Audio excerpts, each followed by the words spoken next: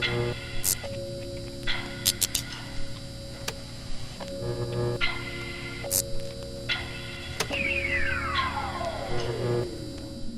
guys, this is just a friendly reminder and warning by the Digression Session guys here at Bleeped Up Productions. We're putting this out on YouTube, so it might get YouTube copyright striked because of some of the videos or maybe the music we use in these episodes. If you want to have the opportunity to listen to all the audio uninterrupted, you can go to our Podbean link in the description of this video. But obviously, if it doesn't get copyrighted strikes, you can watch it and see all the glory that is on YouTube. But if it does get striked, some stuff might have to get cut out. But for the whole uncensored amazingness, which is the music or the videos or even the clips we put in, head down to the Podbean link in the description. And without further ado, let's get straight into this podcast. Hello, ladies and gentlemen, boys and girls of all ages, and welcome to another episode of Digression Session. This is episode 8, Revenge and Revenge Movies. Yes, that's right. We're going to be talking about our personal favourite revenge movies. Oh my gosh, there's so many. Like, when we started doing a bit of research, I feel like we almost did a fantasy draft for this, because we started mentioning movies and they were like, I've got it, and I'm like, okay, can't have this, can't have that, can't have this, can't have that. But we're all here. So, I'm one of your co-hosts, Lee. Across from me on the table is one of the co-hosts, Ben. How you doing, Ben? Good. We're also doing comedy movies. Are we sure we're doing comedy movies? And action movies. We're just doing top fives, Lou. We've explained this to you about 10 times. I thought it was just revenge movies. We're doing I swear 3 sets of movies in this podcast, and then when we do another 3 sets, yes, it'll be like 4 podcasts down the line. Gosh darn it. And then we'll cover all the genres. Okay, I'm going to have to think on the fly. This notebook is just going to only be revenge. Rom-coms. Even rom-coms at some point. Rom-coms. And then another co-host of this podcast, Dan. How you doing, Dan? Yeah, I'm good. Awesome. Like, this one is the three-headed hydra of us. We haven't got any producers. We haven't got any main guys behind this podcast. This is a group effort. Wow, this was my idea. All hail Hydra. All right there, Ben. Do you want to be the main head of the Hydra? No, this specific topic. Oh, this topic. Okay. Yeah. So, the main topics then we have are comedies, revenge, and action. Shit. Okay, that's pretty strong. Okay, who wants to kick it off? And what are we going with first? Oh, we'll go with revenge first. We're going with revenge? Since we've titled the podcast Revenge, let's crack on with revenge. Yeah, it's true. Revenge, comedy, and action. Well, me and you share one. I debate which ones, when we spoke about this, me and you were very clear on what our first and second choice were, and we just had them in different orders. Okay. Yeah, so that's fair. Okay. My number 1 revenge film is Dead Man's Shoes. People who commit evils in God's eyes are not beyond redemption. I'm gonna have to go back to town in a bit, mate, to sort some business out. I don't want to go, Richard. You don't have to. What did you do to him? What did you do? I don't want to get the devil out Sorry, I'm off. See you in a bit, yeah? See you in a bit. Hey, we'll find you! It's Anthony's brother, isn't it? It's Anthony's brother. You know the lads had this ridiculous idea that... Yeah, it was me. Make me very nervous, Richard. Well, you should be. If I were you, I'd get in that car and I'd get out of here, man. Because I'm gonna hit you all.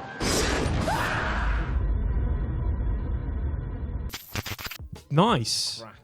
That's a good film. Absolutely fantastic. Oh, I forgot about that film. That's a very good pick. I watched it again recently. Okay. Not because of this podcast, I just happened to watch it again recently. Okay. I've had a craving to watch it since I mentioned it to my lad. Has he watched it with you? Yeah, he watched it with me. Oh, amazing. There's some great one-liners in that movie, isn't there? Yeah. That will be censored. We can swear as much, but the C word always gets. But that scene is great. Also, fantastic. Is it the scene where they're all doing drugs and he comes in with a gas mask? That's No, he puts all the drugs in the kettle. Say it's acid and shrimp. yeah, and, and he goes, "That's a crazy scene." Yeah, You're gonna dance at my party. you're gonna dance at my party. That's a in the good case? story. That's a great revenge. in That's the a good case? first pick. That's a solid first pick. Mate. That's a really good pick. My favourite moment from that film is actually when he's got the suitcase open and the guy's like dead in the suitcase and the other guy's crying. He's like, "Do you want me to close it?" like he's doing him a favour. Oh, that's one thing we should say. There might be spoilers said in this about the There movies. will be. There will be. There's got to be Yeah, spoilers, there but you should go watch these movies. Like, they're pretty darn good. Good pick, Dan. So my number 2 was Ben's number 1. So The big question is Okay. about Dead Man's Shoes. yeah. Is the key element of that film? Do we discuss it? Do we talk about it, or do we Well- let the listeners watch it? Because I know what you're talking Without about. spoiling it. Because I feel it's hard to. That's a big spoiler Yeah. for the movie. So without spoiling In it. fairness, I think we've already spoiled it by saying it's a revenge movie. Well, no, because you don't always gain revenge for. Some of mine literally tick about like 17 like different genres. Like my first revenge Without movie. spoiling it, the reason this game revenge is really, really fucking good. It is good. What a twist. What a twist! What a twist! You just don't, honestly. It makes me sad I can't watch it again for the first time. But that's so good because there's so many others that I've got honorable mentions that didn't make my list for revenge movies because I'm an idiot and thought we were only talking about revenge movies. Was like I cannot go back and watch that without knowing the twist. Like one that didn't make my list, Memento. Memento's a great revenge movie. That's a phenomenal revenge movie. But when you know the twist, but there's multiple twists in it, which is cool. But when you big know one. the twist, Yeah, you're yeah. like, oh, I can't unsee that. It's like Unusual Suspects as well. Like, that's getting off another topic. If you've seen it, you know the twist and you're like, bollocks. But it's really cool. And Dead Man's Shoes has a taste of that as well. Yeah, Like, 100%. That's a phenomenal first pick. That's a good pick. I can't even argue with that. So as I said, my number 2 is Ben's number 1. So I'll let Ben introduce number 1. Leon. Let's talk business. This guy comes to town every Tuesday. Are you free Tuesday? Yeah, I'm free Tuesday. You can't stop what you can't see. This guy came from the outside. He was a pro. He was fast. In the art of the kill, Leon was the master. Somebody's coming up. Somebody's serious. He never missed a hit. He never got caught. You're indestructible. Bullets slide off you. You play with them. And above all else, he never had a reason to care. Until now. I like these calm little moments before the storm. My family was shot down by DEA officers. 3 kids here. One of them is missing. Find her. He's opened the door. An innocent girl with no one else to turn to. What exactly do you do for a living? Cleaner. You mean you're a hitman? Cool. A perfect assassin. I need you to help me, Leon. I want to get those dirtbags who killed my brother. With someone to finally believe in. Change ain't good. Remember that, Leon. I will. Leon, The greatest film ever made. AKA. the professional. Professional. Wow. Luc Besson. Genius. Great film. That's another What's good his pick. name? Jean Reno. Yeah. And Angry Frenchman. Angry Natalie Frenchman. Portman. Baby Natalie Portman. Yeah, tiny Natalie Portman. And can't mention this film Without probably without mentioning mentioning the boy. Gary Oldman. Now, Gary Oldman in this, would you say his portrayal of the villain in this is probably one of the best villains in cinematic history? I would say it's up there. It's up there. I'd say it's up one there. of his. It's one of his best characters. I was Yeah. going to And say he's this. done some great characters. I He would has. say, despite the fact he's a fantastic actor, and you can list, we could go do a podcast on Gary Oldman. Just Gary Oldman films. But That's a good shout. Leon is his best performance. I think so. Yeah. It's up there. Yeah, it's got to be up there. There's a few others. I so would say. believable. He said, "Go back inside." It's one of my favourite moments in the whole film. It's. I remember when He I. has so many lines. That's why I stopped. It's iconic. It is. All these are all in the same sort of 15 minutes, Yeah, and then he ruined my suit. I love that. That's Yeah, one- it's that so is good. Fantastic. Like, Mm. what are you doing? He's fucking It is dead. good. He's It Pete is. Speed. Forget about it. I still need to get a copy of But it. he ruined my soup. Do you want to? I think I've got it in my DVD case. If you want to borrow it, If you've got it this. to hand. I will have it to hand. Mine is I will just have to find a case to give it you because I've only put all my got discs. it somewhere, but I've got a suitcase full of DVDs that I've got it missing. twice. Ooh, how cool are you? Is it got the controversial scene in then as well? He's got my copy. Oh, okay. No, I bought it, lost it, and then found the other copy. Nice. I did that with Infinity War. I was like, I don't know where it is, and then I found it when I moved here, and immediately went like, oh gosh, I own 2 copies of Infinity War now. So good. Such a good movie that is. Right. My first pick then. If I had to go through the movies, I'm gonna give a shout out to Chris because Chris mentioned this and I completely forgot about this movie. I'm gonna say my top 5 that I have in front of me. I think it has to be Gladiator. Who is he? I'm required to kill, so I kill. Win the crowd, and you'll win your freedom. Are you not entertained? Today I saw a slave become more powerful than the Emperor of Rome.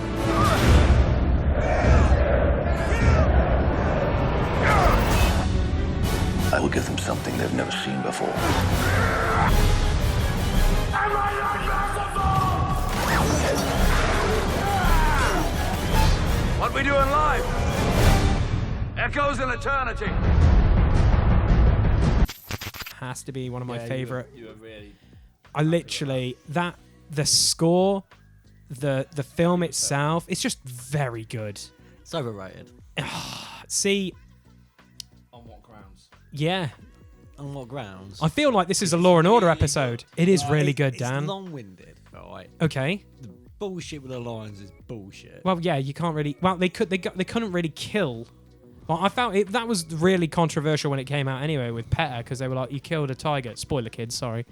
But I think how it was for when it came out in its time, it's a slow burner Avenger movie. Like That beginning. I don't care. The beginning is I don't care banging. how well you can fight, right? Okay, I Dan. don't give a fuck if you're Conor McGregor, right? The tiger comes in there, that tiger's fucking you up. Yeah, of course he is, but it's on a chain. He had a sword. He had a sword, No, not even a I don't shield, care. bro. No one's fighting a tiger. Mate, He's a general in one of the best armies in the fucking world. he is, dude. Like, And tigers are tigers. So the whole premise of this is he's a general. So like a brief synopsis of why it's all about revenge. You can kill a tiger with a sword. There we go.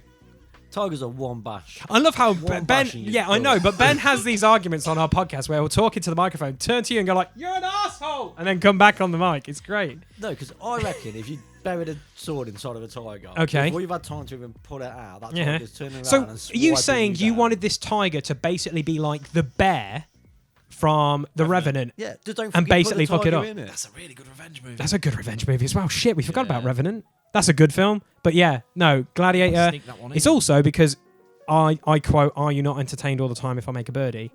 But I feel like for me, it's the right amount of revenge just because he's got a goal, he needs to get there, and he makes friends along the way.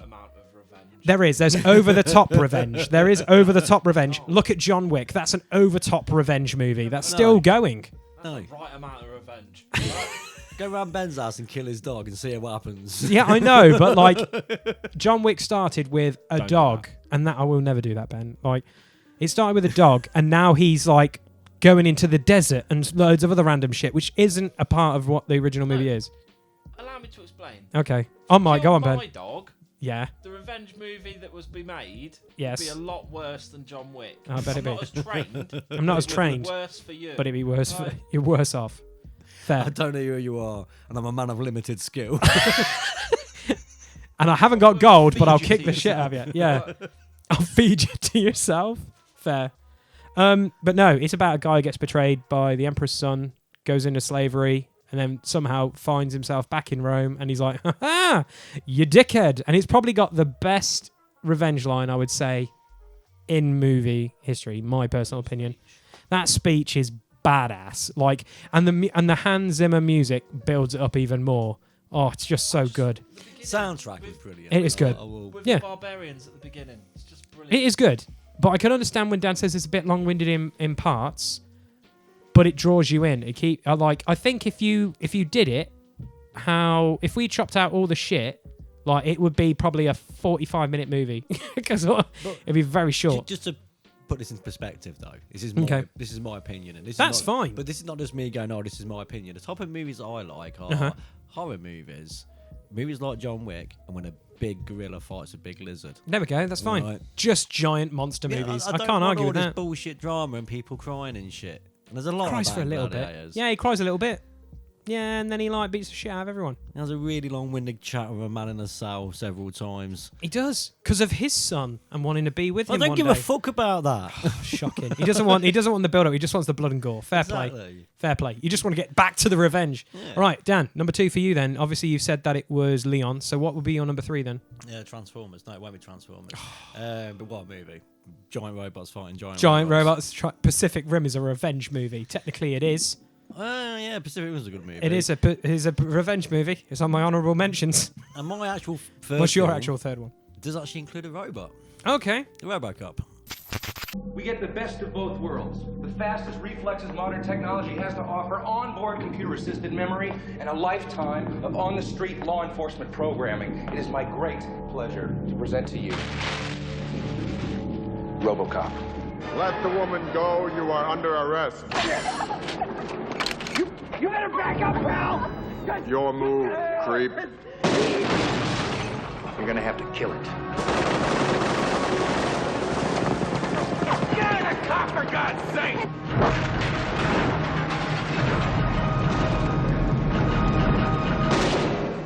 RoboCop, the future of law enforcement. Ah, what a film! One of my favourite films. I'm not going to arrest you, Clarence. I'm not here to arrest you, Clarence. Oh, dear. What a movie. That's another good... Dan, you've like hit 3 for 3 at the moment. That's 3 really good ones. Yeah, for me, RoboCop's one of my favourite films. And the reason that... And it really should get number 1. But again, this is another film I watched recently. And it still holds up, but... I noticed a lot more wrong with it recently. And I watch it nearly every year. I don't know why this year I specifically went, that's a bit odd. Remembered a fucking brilliant Okay, don't worry. I want to see why he's so hard for RoboCop. I'm probably going to agree with him on a lot of this because I do like RoboCop. It didn't make my list. I didn't even watch the remake because I read the synopsis and... It was all right, not as good. The remake is not terrible, but I feel like it suffers from the Total Recall effect as well. Just 2 separate movies. Just by microphone. There we go, Ben. Just wobbly one. Oh, do you want it? It's good. There we go. Do you need some Disney cards? Do you need some Disney cards as well? Yeah, just by reading the synopsis, I knew I wouldn't like it. Okay. Because I think that I really, despite what I've just said about liking big fight films, I like a film that's clever. Okay. And the thing about the original RoboCop is it's clever. If he didn't go through the level of trauma that he goes through at the start of the film, getting his hands blown off and body parts blown off. It's very ballsy at the beginning of the movie to kill the main guy off. Yeah, and it's very clever. Fuck him up, man, and they fuck him up and then they piss on him like they. But I feel like as well in a revenge movie, you have to hate the villain, and they did a very good job in that movie of like you hate Clarence Boddicker and you hate that gang. Oh yeah, like brilliant. And you hate Dick and you hate. You just want. Yeah. Well, actually, there's not a lot of nice guys in it anyway. Even the CEO that built RoboCop's a bit of an arsehole, to be honest. Oh yeah, they're all arseholes. They're all arseholes. Yeah, except Murphy. He's a cool guy. Yeah, that's part of the point, though. Yeah, 100%. But because they wipe his brain, you need something that traumatic, that level of trauma, to trigger the nightmares, to trigger the whole revenge sequence, and it's just such a great movie. And and they knew they had to hit that start real fucking hard. Yeah, I think the reveal of him having all those things and going in the computer bank as well and finding out that he's dead is kind of a cool scene as well. Can you imagine trying to sell that movie now, like walking into a producer's office and going, I want to make a movie about a robot cop, I'm going to call it RoboCop, and it's going to be an 18, and it's going to be the most goriest shit you've seen. Yep. We're going to have a guy covered in acid that gets hit by a car and explodes. Yeah. You're going to have a guy get shot in the penis in the movie. Data spiked in the neck. Yeah, data spike in the butt neck. I think the first reveal as well of RoboCop is pretty cool in that when the guy's robbing the store as well. That's a really cool... that's a 3 very good films. Although I did point out after watching it recently, he's not a very good cop. Oh, it's pretty shit. The body count's pretty bad. Yeah, like the guy's robbing the shop. There's no need to punch him across the shop and into a. Well, it's a power clothesline, ain't it? He just casually leans his arm out in a power clothesline. I mean, I'm not for rape, but don't shoot a man's dick off. Well, he definitely does. He ain't doing it again, is he? He ain't doing it again, but he did the right thing though after solving it. He goes like, you are in shock, I'm calling a crisis therapy centre for you. And you're like, oh, that's cool. But then he leaves. Now you have to agree with Dan. He just leaves. He doesn't stay with her or anything. He just fucks off. Just jogs on. He's got like that guy find his dick. Yeah. 100%. There's a bit over here. That pistol is mad. Mess my list up. Okay. Oh, God, jump with your next one. I've just remembered an absolute... Really? An absolute banger? Was it because I said The Revenant? No. It's jogged your memory? No? No. Okay. Mel Gibson. Okay. Payback. Not many men know what their life's worth. I do. 70 grand. That's what they took from me. That's what I was gonna get back. They weren't wearing their seatbelts. Where have you been? Evening up the odds a little. This February, Hubba, hubba, hubba. get ready. Everything working out? Oh, yeah. To root for the bad guy. You are crazy. That's why I love you. You signed your own death warrant for $130,000. What is it? The principal or something? Stop it, I'm getting misty. Payback. Careful, boy. He might bite you back. Payback. That is a good... Oh, that's a good film. Okay. Mel Gibson's actually got a couple of good He's ones. got a good... I thought you might want to say Ransom. Ransom's a good one as well. Yeah. He had a couple of good ones in the 90s. Very similar times.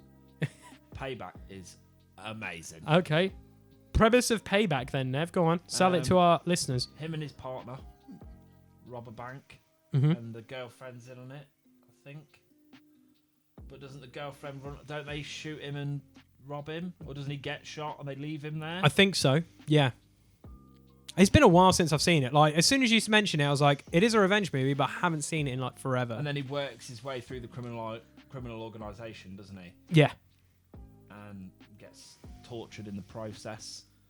Lump hammer to the toes. Oh yeah. That's what I remember. Lump hammer toes.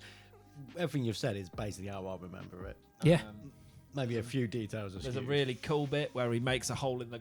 They're watching him and he makes a hole in the petrol tank and he gets behind them and throws a cigarette and blows them all up. Yeah, that's pretty smart. Great. Yeah, that's a good revenge film. Great film. I think it's got Lucy Liu in it Maybe. at one point. Great film. Good shout. Good shout. Second film for me. Well, technically it's two movies I've had because... to miss my second film because we've covered it. Okay. All right. So what was your second film going to be? RoboCop? Dead Man's Shoes. Oh, Dead Man's Shoes. Okay. Oh, mate, both of you had Dead Man's Shoes and Leon. Fair play. Yeah, it's all in different orders. Fair play. I'm going to say mine then, number 2, is going to be... It's technically 2 and 3. Kill Bill 1 and 2. Not too long ago, I was quite the professional. My friends and I, we were the creme de la creme in an exclusive industry. And we all worked for this man, Bill. Then one day, I decided to leave, settle down and start a new life. But when I tried to get out, they did me in. One ticket to Tokyo, please. One way. That woman deserves her revenge. And we deserve to die. No kidding. I heard it was kind of hard.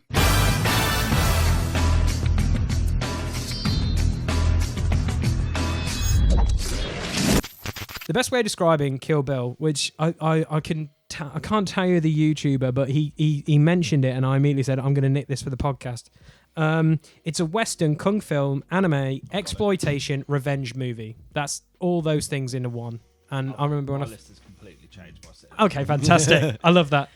I love Kill Bill. Yeah. Kill Bill 1, unreal. Whole premise, Uma Thurman's character gets gunned down in a wedding, put in a coma, wakes up from that coma, knows she was part of like a deadly assassination squad. 5 people on it.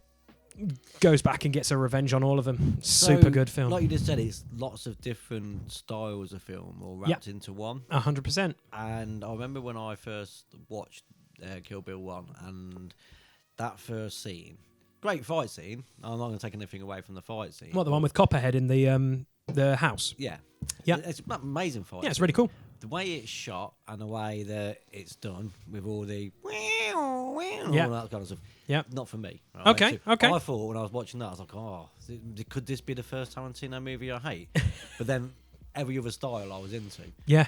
100%, mate. It was just that one style that didn't sit. It's not like a bad style. It's not I'm sitting there going, oh, that's awful. No. It just, if the whole movie was that, it would have been for me. Okay, fair. No, I think the funniest thing is because obviously it was split into 2 movies because of a certain sex offender wanting to get more money out of the movie. It should just be one movie. In Quentin Tarantino's voice. Well, he says it should be one movie. I tried watching them back to back. It is a slugfest. It's like watching that Scorsese movie. What was the one that came out on Netflix? Not Hateful Eight. The Scorsese movie where it's basically The Irishman. Yes, trying to watch that in Great one film. sitting was hard. Like, kind of watch. Stop being a bitch. Okay, but I had to break it down in segments because it was so long. But I love Kill Bill 1 just because of how hilarious it is with the kung fu. Like, I love the fact that the House of Blue Lee's fight scene when she goes after Oshi.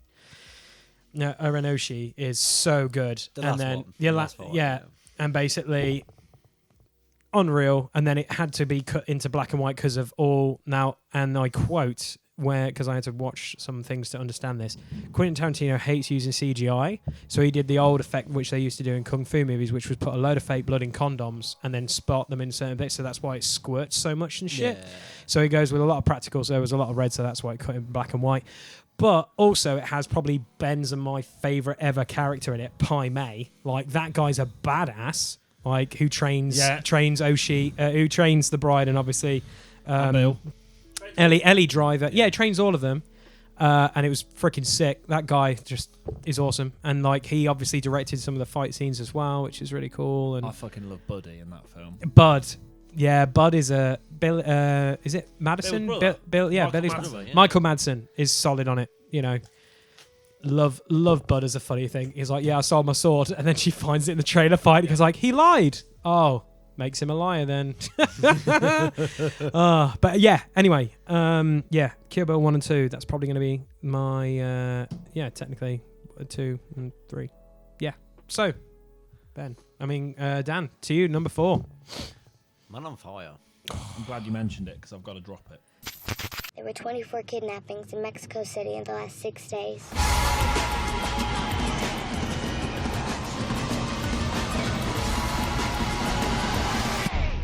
He's like a bear. Yeah? Big, sad bear. Peter!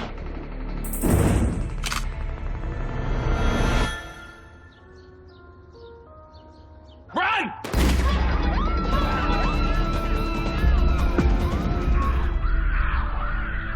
I'm gonna go get her. Anyone who gets in my way, anybody who profited from it, anybody who opens their eyes at me, I'm gonna kill him. Tell me about Chrissy. I'd like to understand him. A man can be an artist in anything. It depends on how good he is at it. Chrissy's art is dead. He's about to paint his masterpiece.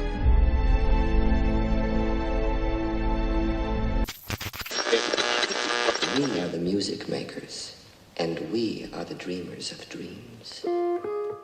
Hi there guys, Lee here from this lovely podcast. Are you enjoying the episode? If you are, please leave a like. A like is much appreciated. If you're listening to it on Podbean, give us a follow and comment below. That'd be awesome. If you're watching it on YouTube, why not feel like subscribing and, giving us a like or commenting below your thoughts on the episode so far or some of the topics we bring up. And also, why not even hit that notification bell to get all the notifications from this channel? Yeah, that's the one. And without further ado, guys, I will shut up and let you continue listening to this fine podcast. That's a great movie. Premise of the movie, then.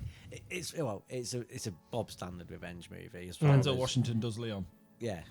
So that's a pretty good synopsis. Essentially, it's fucking great. It is great. The reason Man on Fire stands out other than the others, and I actually was talking about this to my son, and I said that it's one of the best revenge films. And he said, "Well, none of the kills are really memorable." And I was like, "What?" And I was like, "That." I think every single one's memorable. Yeah, and I was like, that for me is what puts it up there. Is that the kills weren't just, even though the story is very much security guard, bodyguard, whatever you want to call him. Yep. Gets involved with a child gets kidnapped, he needs to kill everybody to save the day. Yeah, it's very basic story, but when it comes down to how he does save the day and how he goes up the ranks and like kidnaps them all one by one and tortures them until he gets the information and then kills them anyway. Yeah, fantastic. It's a good film. It's a very What's good your favourite kill from that movie? Oh, it's got to be the guy in the car. The guy in the car. The car when the one where he's cutting his fingers off and cauterizing the wounds. Yeah, it's just so good. It's very graphic, but it's also very good. My favourite bit in that film, if we're talking about speeches that are delivered, it's the bit where he's in the old people's house. Oh, yeah. Before he hits the motorcade so he can kidnap the police chief or whatever. Yeah. And the old boy's like, you don't. He's just speaking Spanish, but he basically says, you know, to do this, whatever is going on between is like God will judge them, basically. Yeah. And he's like, I'm just sending him there. Yeah. That's a good line as well, ain't it? It's just like, yeah.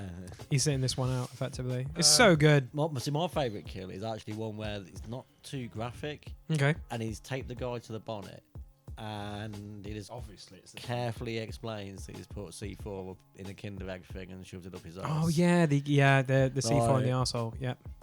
Um, just casual comment, isn't it? Got another movie to mention. But for me, like, I can't think of a worse way to die.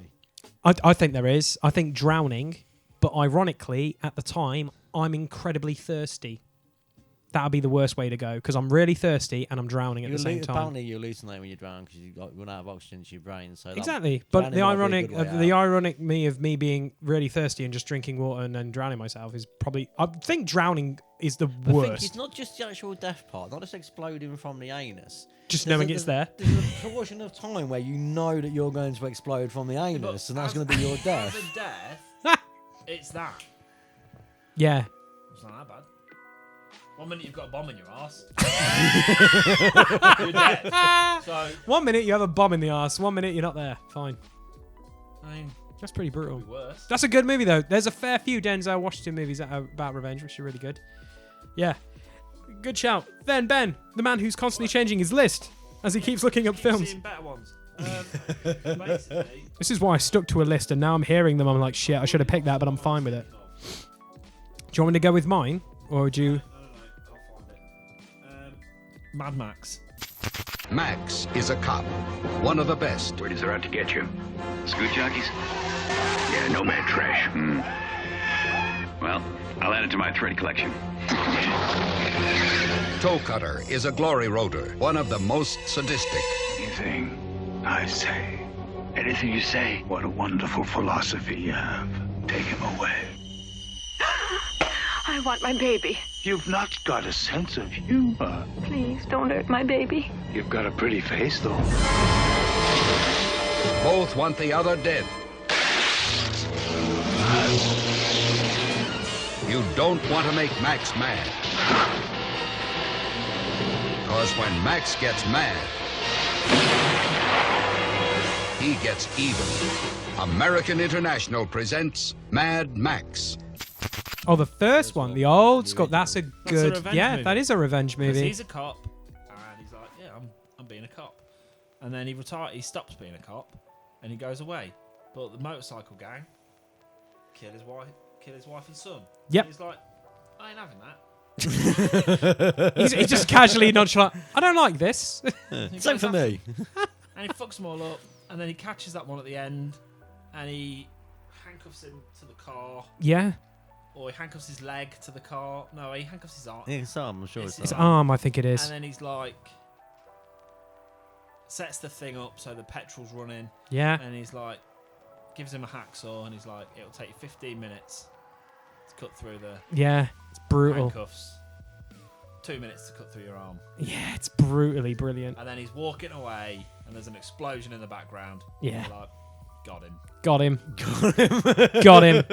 Got that SOB. Love Great it. film. It is a good film as well. What was that, Mel Gibson, 70s? again. Mate, you got a couple of Mel Gibson, like, casual things in I'm there. really hoping your number 5 is still what you said you were. I've got Mel Gibson one on my thing, which is great. But my fourth then will be a Bond movie all about revenge, A License to Kill.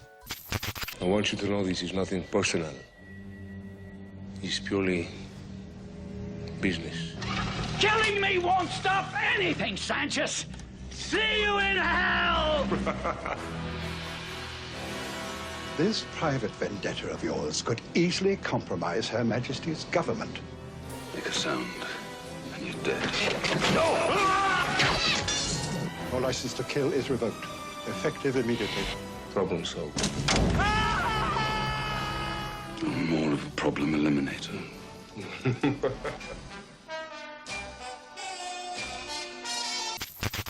I love this. This is one of my favourite Bond movies of all time.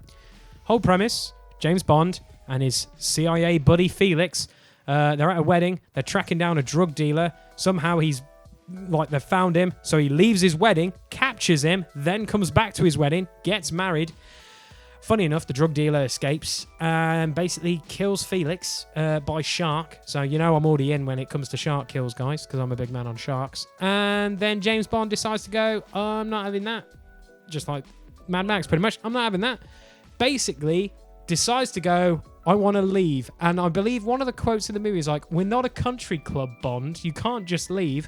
And he just rescinds his I think it was like his license to kill is revoked. He then escapes and then goes on a murderous rampage. Yeah. And he basically goes on a rampage, and it's really interesting because obviously Felix dies in this. Also, his friend Sharky dies in the movie as well. And it's the only time you see James Bond murder a guy without thinking about his consequences. Because he's on the boat, like, doing all this stuff, trying to figure out stuff. Then he goes out and he looks through a window, sees his mate Sharky's, like, strung up and dead. The guy who's killed him is laughing about it. Just walks out onto the platform of the boat or whatever, grabs a harpoon gun, which is the coolest way to ever. Just says, like, a quirky one-liner, like, this is for Sharky or something. Shoots him, then dives in the water, not realising, like, oh, shit, I'm surrounded by, like, 20 henchmen. How the hell am I going to get out of this situation? And he gets out of the situation on a plane because it's James Bond. Enough said. But it is good. Like, that movie is a really dark James Bond movie as well. And it's also the only Bond movie where he bangs 2 women as well. It's one of the better ones. It is a good one because it's a bit more gritty than most other Bonds. It does have a few of the fun gadgets in it, like the camera with a laser beam on it that takes X-ray photos. Don't know why you need that. It's got toothpaste C4 plastic explosive. That's pretty cool. I'm going to need some honourable mentions. Okay, I've got a fair few honourable mentions, but then the villain... I can't do 3 Mel Gibson movies. Okay. You've only got 1 movie left as well. I know. I've got a Mel Gibson movie as my 5th, so you're fine. So the other day when I was watching YouTube, I learned a little tidbit about James Bond, which I thought was really fucking cool. Cool. So how does James Bond have his martini? Shaken and not stirred. Yeah. But you're not supposed to have a martini like that, right? Yeah. And the reason for this is because martini and tonic actually have a reaction. They So do. when you stir them, they mix together. But when you shake them, the martini will sit on the bottom and the tonic will sit on the top. So therefore, providing Bond only ever took sips, he would never actually be drinking alcohol. There you go. It's not a vodka martini, though. No, it's a vodka martini, shaken, not So stirred. it'd be vodka on the top, so he's actually more of a pisshead. Because he's doing a massive shot of vodka. But at the same time, in a fair few of the Bond movies, he's a commander. So he's like the best of the best of the best when it comes to the ranking of like things. But also, this movie has like every Bond trope like in it, but it's all about revenge. So it's a bit different. So like most of the Bond movies is like I have a villain that wants to like build a base on the moon and explode planets or something. This guy's just a drug dealer and he killed his best friend and he needs to get revenge for him. So, you know. Revenge. Right, Dan. 5th and final one then. Ooh, so, one of my favourite all-time movies. Okay. It's so clever. And again, it has such a brilliant twist at the end. Lucky number 11. I think it's time you told me that story. Well, there's this guy and they call him the boss. I'm sorry, who are you? I'm the boss. They picked up the wrong guy. Wrong guy for what? Whatever it is you want to see me about. You know what I want to see you about? No. Then how do you know I have the wrong guy? Then right across the street lives this other crime boss they call the Rabbi. Why do they call him the rabbi? Because he's a rabbi. But I'm not Nick Fisher. And who the hell are you? I'm Slevin. That's not Nick Fisher. I know. He set you up. You should run. I can't. They'll kill you if you stay. They'll kill me if I leave. Lucky number 11. Yeah. Oh, that's a good pick. I forgot about that. That's a very good pick. You don't even know it's a revenge movie until quite near the end of the movie. Yeah, that's got a great twist in it. That's a phenomenal couple of twists and turns and roundabouts. That's a great pick, Dan. I completely forgot about that film. What a fantastic film as well. And the cast in that movie is amazing as well. Probably giving away more on a podcast than I'd like, but you know that my gamer tag is what it is. Yeah. And that's one of the characters from that movie. That's super sick. I absolutely love that movie. It's a good that's a great movie. Good pick, Dan. Because I want to talk about it, but I feel like every time you talk about it, it's kind of a mini spoiler in a way for the movie, isn't it? It's kind of funny. It's not like a comedy. No. It's not designed to be funny all the way through. But No. the scenes that are funny are naturally funny. They are, yes. And it's also brilliant. Really good storytelling. Yeah. It's Morgan Freeman. Who's the guy who plays the rabbi? Ian?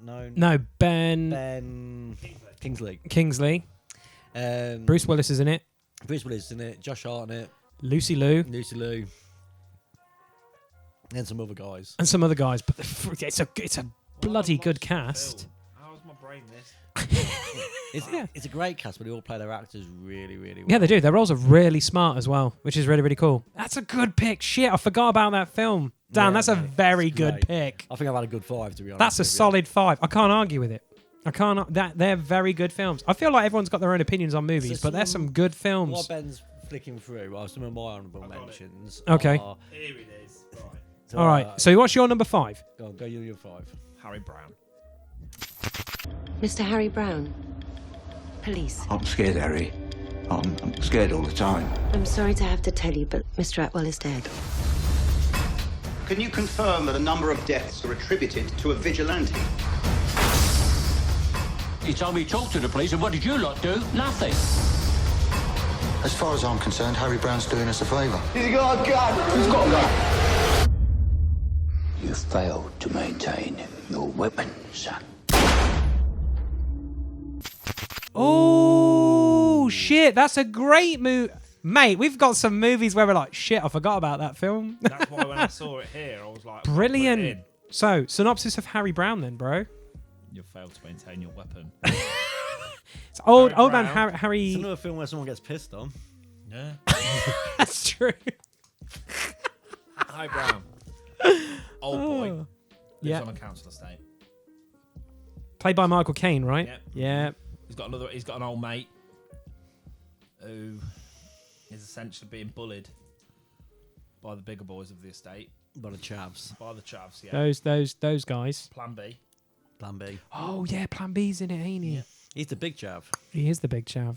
Call him a Chazwazzer. Weird start as well. Yeah. Do you remember how Harry Brown starts? No. And then 2 guys is riding around the moped, and that woman gets shot for no reason. reason. It has absolutely nothing to do with the film. Yeah. It's just in there because they wanted to put it in a film. Yeah. Bit So weird. that happens. I think it's to set the tone, isn't it? Yeah. Yeah. We're going to set the tone of this movie. By killing A woman a new mother on a on a moped. By moped drive-bys. That's a good film, Ben. So yeah, he basically takes. So his mate gets killed. Yeah. And he ain't having that. He ain't having that. So, I feel like that's the name of this segment. Revenge. He ain't having that, or she ain't having that. I ain't happy about that. Yeah. Anyway, turns out Michael Caine Yeah. is a commando. He is, mate. And yeah, he deals Old boy Rambo, as I remember watching it. He deals with it in the most calm, collected way, in a proper Michael Caine way. Yeah. There's a lot of weird bits. Seen one of them back in the war. Yeah. That's my favourite bit. The gunshot. The gunshot. Yeah. Yeah. Just casually speaks to the guys who's dying in front of him. So the weird bit with the weird guy in the weed warehouse is always hard to watch. Yeah. He's weird. He always plays proper weirdos. He does play weirdos. He's like you know when you have that type cast of list of like we need a generic villain. Really fucking weird. That one guy. We that need guy. someone to have sex with a non-conscious person. I know that guy. There's a cast for that. Like it's like that in a lot of movies. It's like we need a bad guy. Okay, here's the list of people who are possible bad guys.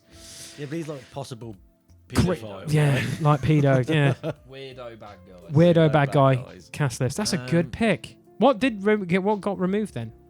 Oh no, we'll do honourable mentions in a second. Yeah. Good film. Good pick, Ben. Brilliant film. My final one, Lethal Weapon 2, Electric Boogaloo. Mel Gibson, Danny Glover. Come on, let's go, Raj. Oh, no, we shouldn't go. Let's go. Come on, Raj. Don't be a killjoy. Come on, we're back. We're bad. You're black. I'm mad. Come on, man. Hey, listen. If we're going, shouldn't I have a gun? No. Now, get ready for something lethal. I'm surprised you haven't heard about me. You know, I got a bad reputation. I mean, sometimes I just go nuts like now. Because the magic Gun! is back. Watch out the window, no! You all right, man? Yeah, I'm okay. Where were you, man? You my partner or what? Why didn't you follow me down? Yeah, why didn't you follow him down? Shut up! I'm 7 floors up! Lethal Weapon 2. That movie is one of my favourite. It kind of sneaks into when we're going to talk about later about action movies. It's one of my favourite action movies of all time. I fucking love that film. But the thing is with it, it doesn't start off as a revenge movie, but there is revenge throughout the majority of it. Because it's a cop film, and it's all about this South African diplomat who is smuggling drugs. Diplomatic community. There we go. And exactly Riggs, Murtaugh, and their squad of cops know he's dirty, can't do anything about it, constantly keep poking the bear, and then you find out through other things that, you know, he's not a nice guy. He kills half this cop squad, spoilers, guys. And then you find out one of his henchmen actually killed Riggs's wife when supposedly he was supposed to kill Riggs in the car because he was like, that's his car, I'm going to run it off the road. Accidentally killed his wife. So then that gives you, oh, this is what made Martin go absolutely apeshit from the first film. So that ties it all in nicely. Last 20 minutes of that movie is all like, they killed our friends, they tried to kill me, they tried to kill you by shoving C4 on a toilet. Great bit. Fucking let's go. They killed Patsy Kenzie. They got to have him. They killed Pat McKenzie. You saw her boobs in this movie as well. Not so. Pat McKenzie. Patsy Kenzie. Sorry. McKenzie. Let's kill them all. And he kills everyone. But also, I think with this movie, it's kind of like the Kill Bill 1 and 2 for me. It's got some of the best characters in it. I love Leo Getz. Like Joe Pesci in that movie is phenomenally funny. And the worst thing about it is they're supposed to have him they're supposed to just watch him because he's a part of a separate investigation, and they end up going after this South African diplomat and just then because he's in they the can. rest of them. And then he's in the rest of them, yeah, because they were like, he's a lovable character, we need to bring him back. But his memorable line about the drive-through is just one of the funniest things. Hey, fuck you with the drive-through. I love that. Your list, I would have thought there would have been something a bit more obscure in there. There is. Honourable mentions. It's quite a mainstream There's a list, few your honourable list. mentions on this. My odd one. Yeah, my odd one got dropped. But I think, Dead Man's Shoes is a bit of an obscure one. Well, I wanted originally, so honourable mentions, one for me is Mandy. You guys have not seen Mandy, I don't think. It's a Nicolas Cage movie, and it's a very stylistic movie, and it's basically his wife and him live in a cabin. This crazy cult come to the house, kills his wife in front of him, and it's so good. Nicolas Cage in it. When you originally think of Nicolas Cage, you think it's going to be a bad shit crazy movie. His acting in that movie is phenomenal, and then it's all about revenge, and it's just... It probably would remove License to Kill. I just wanted to basically have a Bond movie in there because I love Bond so much. But Mandy would probably easily take out License to Kill. Really, really good film. Mandy's really good. Mandy, yeah, like I'm saying, it's so good. It's an honourable mention. I've got a few honourable mentions. Okay, go for it. Go round. So, Ordinary Decent Criminal. Yeah, okay. Fantastic movie. Good film. Again, very, very clever. Mm-hmm. It don't fuck around. No, it does not. Quite a horrible crime at the start. Man's daughter gets sexually assaulted, young daughter gets sexually assaulted and murdered. So does his wife. I think his wife's pregnant. It's definitely not for the faint-hearted. And then you think, oh, okay, now we're going to watch a movie where he slowly gets to the back. Oh, shit, the bad guy's like being chopped into pieces. Yeah, dude. It's one of those movies where it's like, if you've got a weak stomach, don't watch it. Because it is literally, the topics they talk about and what you see is it's hard. Yeah. It is hard. What a great movie. Good film, though. Not going to argue, Dan. Ben? The Patriot. God, that's a good film. Mate, how many Mel Gibsons are all about revenge? Well, 3. I've got 3. Well, but Mad Max as well. Yeah, there's a fair few about revenge. Bloody hell.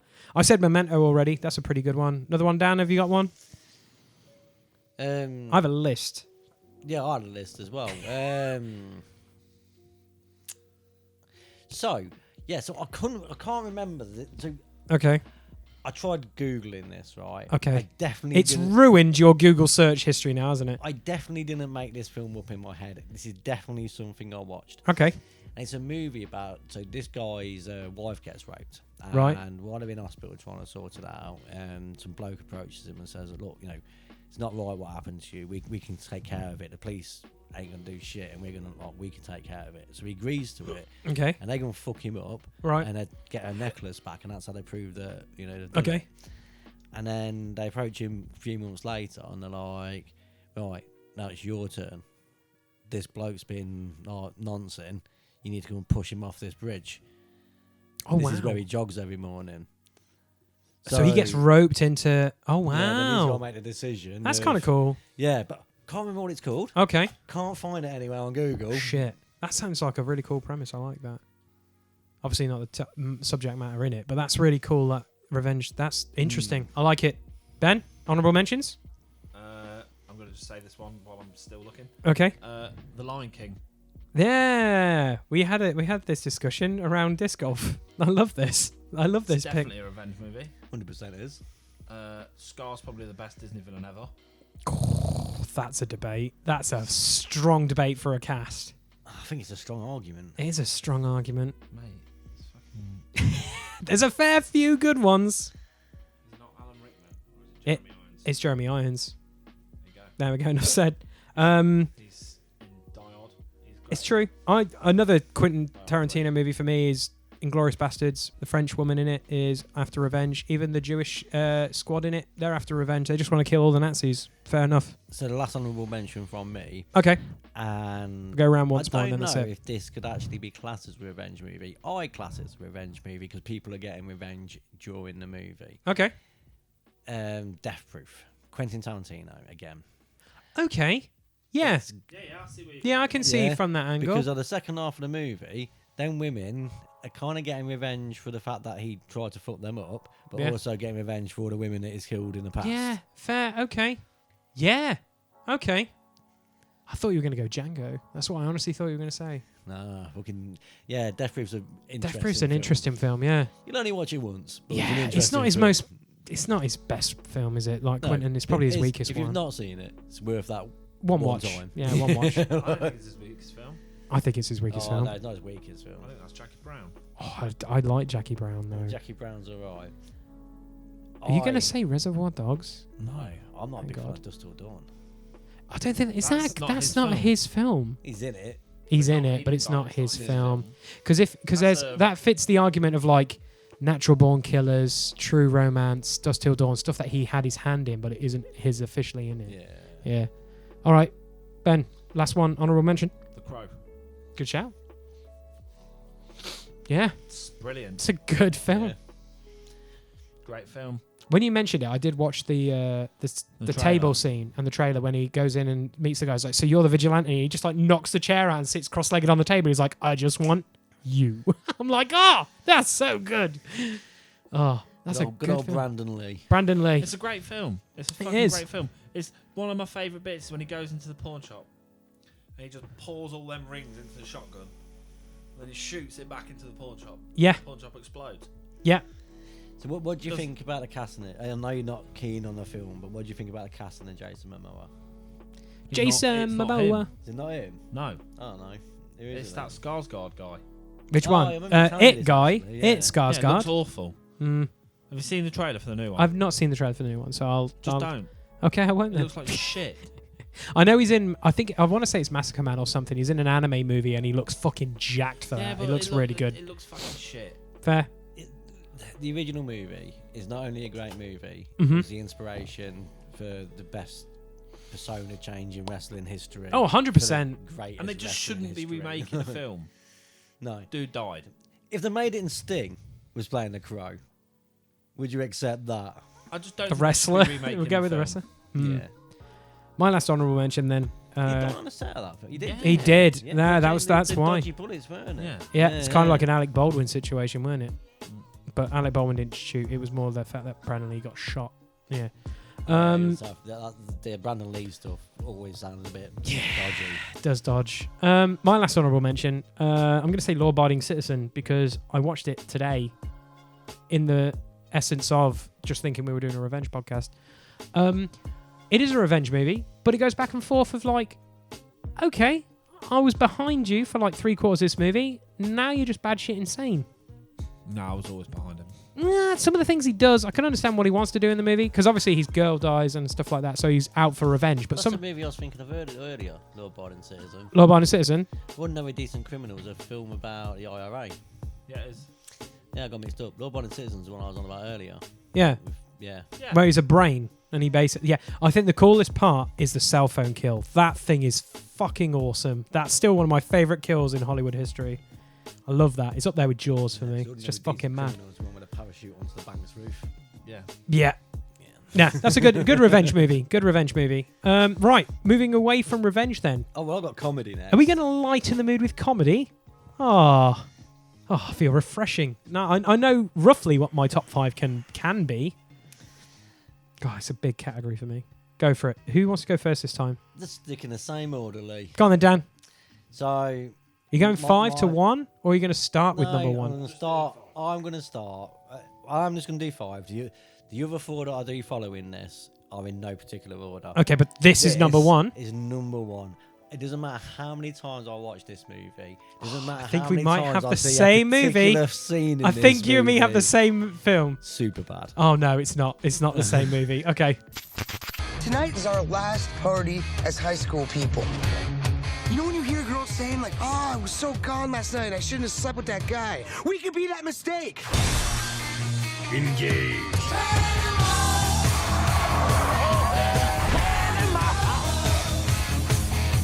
Hey, Becca. Lake? You sick son I love you. I love you. Why don't we say that every day? Why can't we say it more often? I just want to go to the rooftops and scream, "I love my best friend Evan." Boop. You're like the coolest person that's ever talked to me, and I blew it. Come on, you didn't blow it. I think maybe... Okay, Superbad's a great comedy. It doesn't matter how many times I watch Superbad, I laugh. It doesn't matter how many times I watch the McLovin clip. Yep. It makes me cry. It's so funny. Every single. Why the fuck would it be between this and Mohammed? I think that movie definitely defines a generation. 100%. You know how it was like you had American Pie defined a certain teen generation. I think Superbad does that for a generation for like that kind of raunchiness. It's funny as fuck. I was far too old to be enjoying Superbad as It was so good. That movie's funny as fuck. So fucking good. It's a good film. Good pick. Great film. Ben. Right. I'm going to go with Dumb and Dumber. That's a good pick. Hey guys, we're going on a national bikini tour, and we're looking for 2 oil boys who can grease us up before each competition. You are in luck. There's a town about 3 miles that way. I'm sure you'll find a couple guys there. Hello. First time I set eyes on Mary Swanson, I drove her to the airport. Sparks flew. Emotions ran high. So where are you headed? Aspen. California. She left us in the terminal and flew to Aspen and out of my life. Hold that plane! I spent my life savings turning my van into a dog. There's not a single job in this town. Yeah? Unless you want to work 40 hours a week. You just want to go to Aspen and find that girl, and you need me to drive you there, right? Am I right? Yeah. Am I right? Am I right, Lord? So? We're really doing it, though, aren't we, buddy? Lloyd, what are you doing? It feels like you're running at an incredible rate, Harry. My car died and I'm late for a lunch. Saddle up, partner. Want to hear the most annoying sound in the world?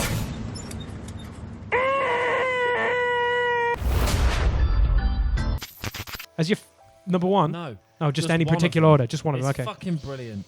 And sometimes I find myself saying to myself, we've got no food, we've got no jobs, our pets' heads are falling off! And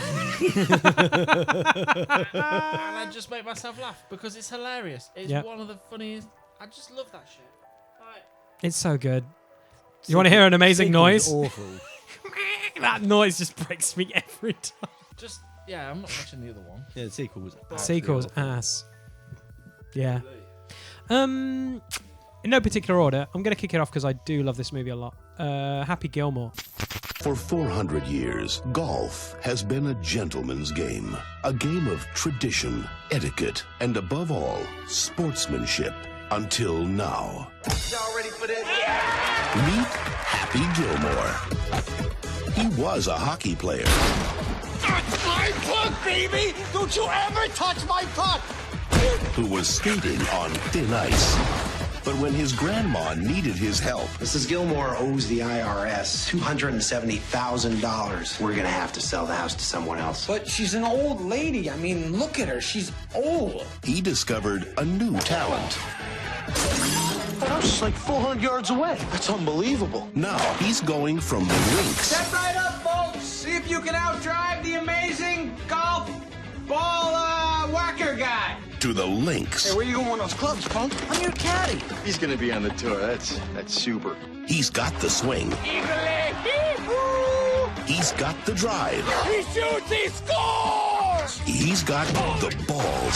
Oh, God, that hurt a little, but I'm all right. Quite a large and economically diverse crowd here at the Invitational. I guess it's the new tour sensation, Happy Gilmore. Hey, if I saw myself in clothes like those, I'd have to kick my own ass. And while he's trying to keep Granny out of the rest home, I'm telling you, this place is perfect. You're gonna make friends in no time. Get me out of here! he's driving the game of golf. Why didn't you just go home? That's your home! Are you too good for your home? Answer me! Straight into the ground. Damn you people, this is golf! I'm Bob Barker. Looks like you and I are going to be playing together today. This guy sucks. All right, let's go. Universal Pictures presents Adam Sandler The price is wrong, Bob. as golf's missing link. I love yeah. Happy Gilmore. Love Happy Gilmore.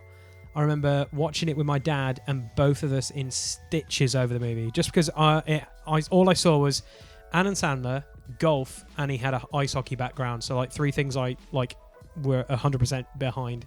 And yeah, I bloody love that movie. There's so many great one-liners in it. Late Carl Weathers in it. Bless him. God rest his soul. Like, that movie is so funny. You may have missed it earlier, but I actually quoted it. Yeah. Like, Shooter McGavin, one of the most... I love and hate that character at the same time. One of the funniest, stupidest villains. He's like, oh yeah, what did he shoot? Dead last? Oh yeah, he had a good time though. Yeah, good job. Like, proper absolute jerk.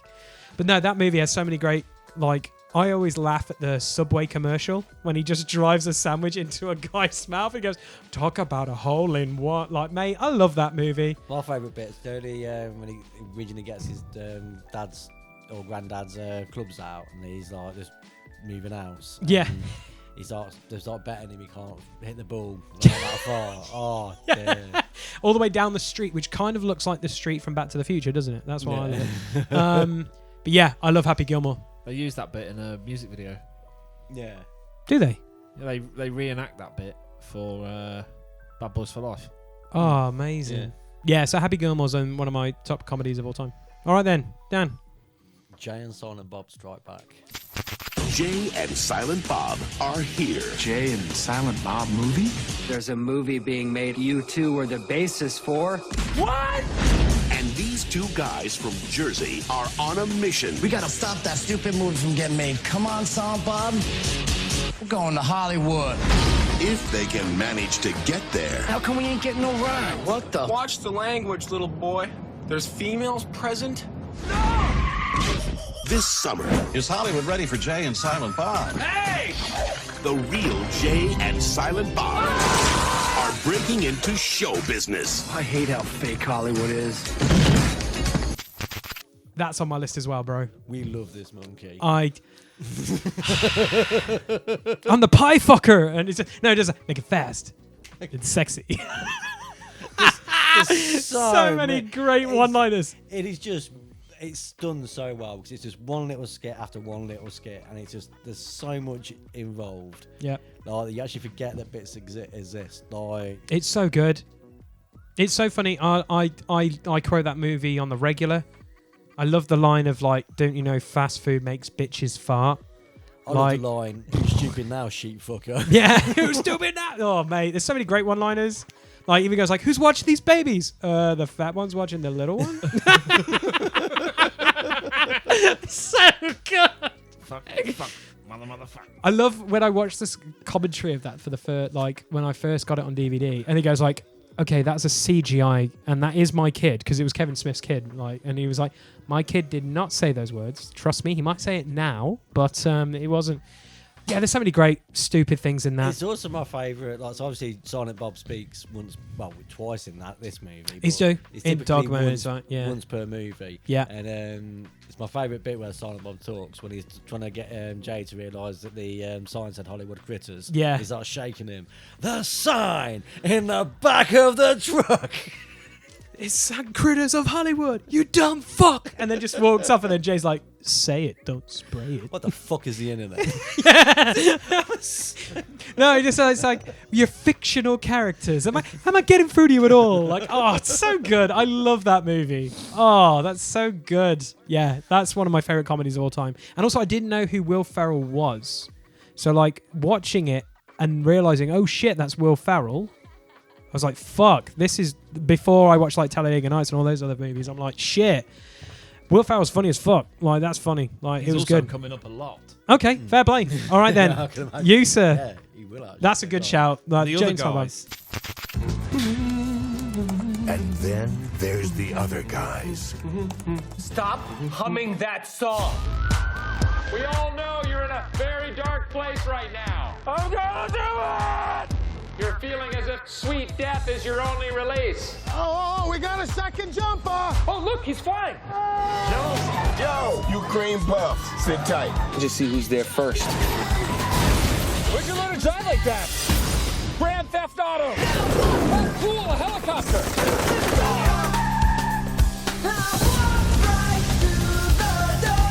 The other guys. Listen, my little sugar balls, don't get hurt. These are waiting for you when you get back home. They are perky, and they are firm, and they are yours. Oh, I've got Mate, that's another movie I love. Mate, how come you two have that? My list is getting shorter by the limit. I love the other guys. Despot. It is one of my favourite films of all time. Yeah, it's great. It's so good. It's fun. It's There's so so funny. many hilarious bits in that film. And Gator needs his gat. Yeah. Gator needs his gat. And the bit about the salmon. Yeah. Now we have a taste for blood. Trapped you in your home. You didn't think that argument was going to go that way, did you? Nope. A lion against a school of 200-pound tuna. And you come to they'll fuck you up. Oh, mate. Oh, it's so good. And I was going to say Mark Wahlberg, always known for like playing action like things, Hilarious. so good in comedies. Like, I loved him in that movie. Like when he just was like, when he walks into that ballet school and starts ripping on his ex-girlfriend, like, then get does your hands the off her, and then does it perfectly. I love showing it to new people because I love that. Oh, The Rock's in it. Yeah. I love that. Yeah. The Rock and Samuel L. Jackson start that. It is. It's those two in it are hilarious. Aim for the bushes, brilliant moment. But also just the fact that every hot girl seems to have a thing for Will Ferrell, and Mark Wahlberg's just like, how are you dating all these hot women? And he goes like, I don't know. She looks a bit slutty. Like, that's just so funny, like with his wife. He's phenomenal. It's so good. Oh, it's just such That's a good movie. And we shit. just have to Was that the first one they builded up together? Yeah. Yeah. That's a great pick. The bad cop bit. Yeah. It's genuinely probably the funniest thing. Yeah, it's up there. Oh, it's a good film. That's a good pick. It's a fantastic. Talk to me. You want to talk to me? I'll make you in a plate of human shit.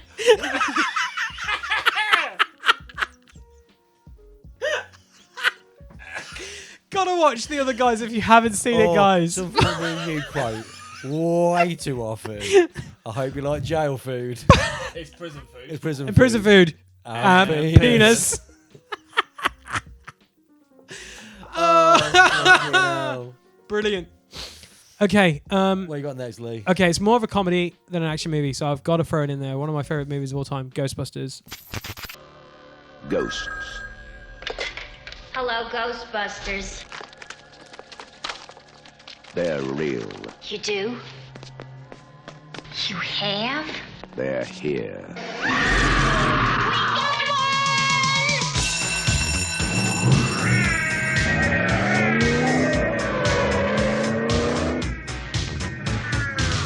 Ghostbusters. Hey, anybody see a ghost? They catch the ghost that won't stay dead. The city is headed for a disaster of biblical proportion. Real wrath of God type stuff. Fire and brimstone coming down from the sky. Human sacrifice, dogs and cats living together, mass hysteria. Your girlfriend lives in the corner penthouse of Spook Central. You want this body? Is this a trick question?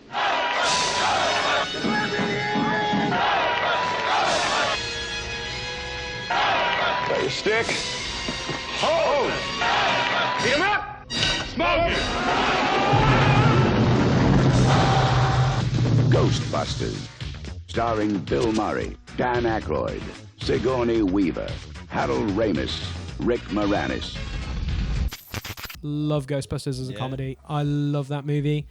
The subtle jokes in it are brilliant.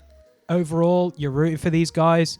The fact is, you kind of like and don't like the Ghostbusters, and as soon as they bring in like Winston, who's basically us, who has no idea what ghosts are, we kind of now start familiarizing ourselves with the ghosts and shit. Like, it's just brilliant. Like, my whole favorite scene is just the elevator scene when they talk about having an untested nuclear reactor on the back of their, like, you know, thing. So they turn it on and they just move to the side of the elevator. Then when they come out of the elevator and go like, yeah, we should split up. And then he goes like, just the subtle lines of, yeah, we'll do more damage that way. Like, it's just so, like, it's comedy genius, like, some of those lines. Like, even this guy's like, yes, it's true. He has no dick. It's just brilliant. Dickless here turned it off. What are you talking about? Yes, it's true. He has no dick. Like, oh, it's just so fun. But, like, I think it's 2. 2 has one of my favourite lines in Ghostbusters, but 2's not a great movie, is the fact that when the mayor's arguing about, like, yeah, the ooze is, like, powered by negativity. And then the mayor's just like, are you telling me that it is every New Yorker's God-given right to be miserable? I was just like, sounds like Britain right there. Like, love it. Love Ghostbusters. Find it funny. Like, always laugh at Ray's line. Is like, Ray, when someone says you're a god, just say yes. Like, love that line. It's brilliant. So yeah, that'll be number 4, 100%. So number 3. Well, no, because this is it. Happy Gilmore, like Jane Silent Bob Strike Back. Well, you guys keep picking them. Other guys, my 4th is Ghostbusters. I've gone through, because you keep mentioning my favourite films. Because Ben had the other guys, I swapped it out for something that I was going to say, but then the other guys took precedence, and now I'm going to say this one. Okay. Bit of a controversial one. Mm-hmm. But I think it's hilarious. Okay. I think it's Adam Sandler's best movie. Wow. I now pronounce you Chuck and Larry.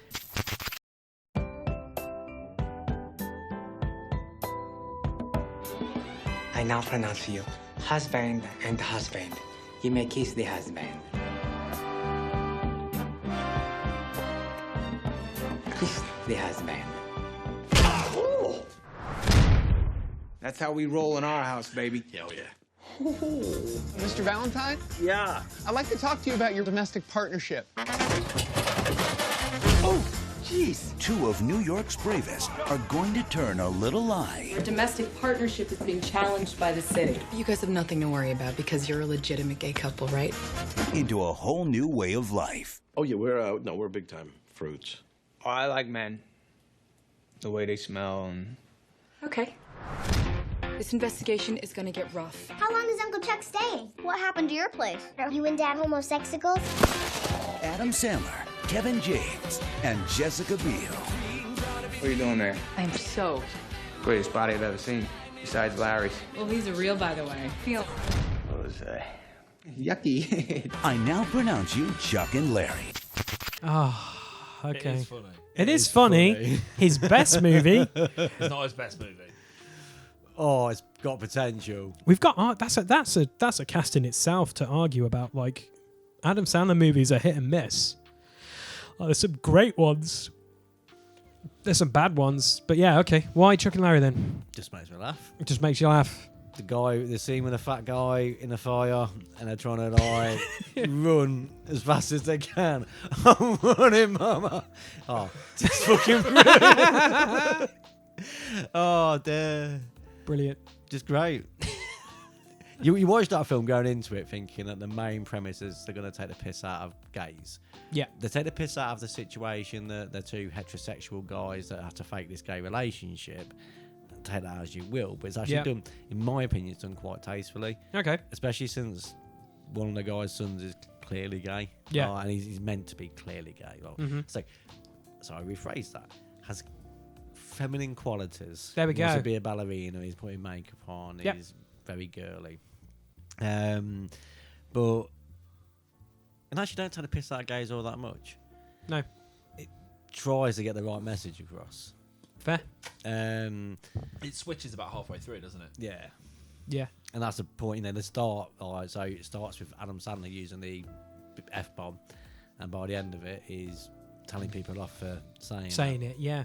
Yeah, that's not. Yeah. It's a good pick. Yeah. See Makes why. me laugh. Yeah, fair play. If it makes you laugh, it's doing its job, isn't it? So the reason it jumps to mind is I always remember watching it. I'm quite good at being able to watch comedies and like just internally laughing. Like if I'm on a train, I've got my earphones in, I can just like internally giggle to myself. Yeah. But that film, and it was the scene with the fat guy in it as well. I was just laughing that much that the whole train were looking around like, what the fuck's this guy on? What is he on? I was just watching. Gone, mate. Amazing. Amazing. Brilliant. Go on, Ben. What's your next one? Yeah. You got to shake it before you bake bake it. It's a good Talladega Nights. You just passed the hospital! Ricky Bobby was born Mama, I'm going fast! to become the fastest man alive. That's my boy, Ricky! Woo! He's in the wall. Uh-oh. Yep, I'm flying through the air. This is not good. I'm on fire! I'm on fire! You're not on fire, Ricky Bobby! Help me, Jesus! Help me, Jewish God! Help me, Tom Cruise!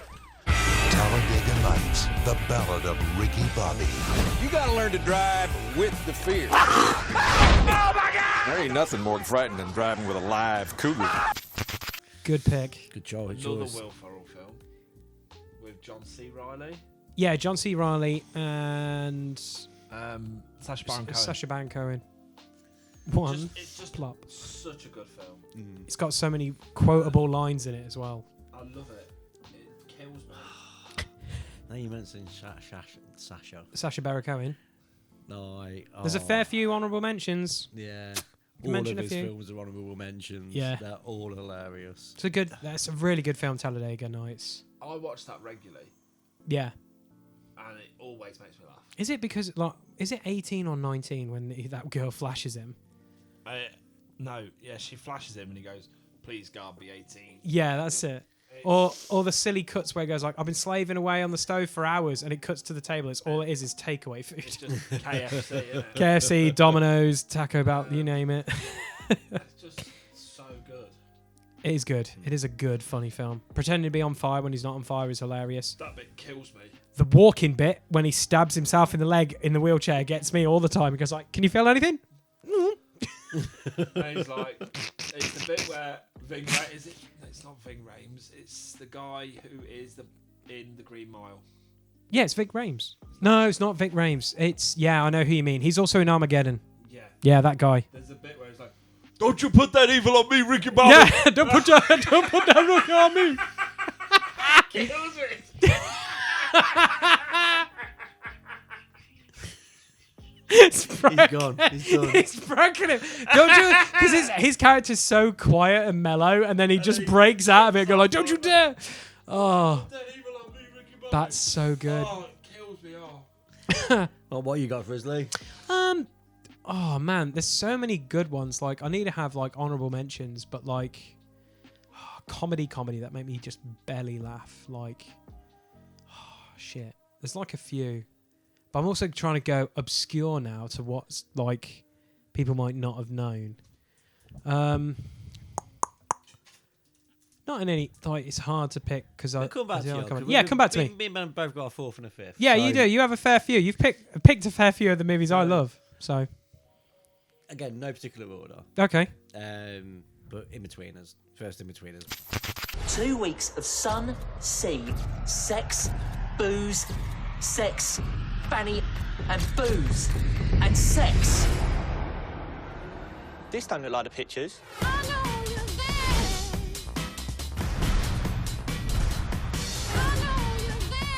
All right, lads. You up for a good time? It's the most buzzing bar out here. Always packed with a sexy vibe. Will you be in there with your sexiness, making the vibe all sexy, being all sexy and that sexy? You don't just walk up to a girl in a club and introduce yourself. You dance over near them and get them to dance with you. Really? Stick with me, you'll be fine.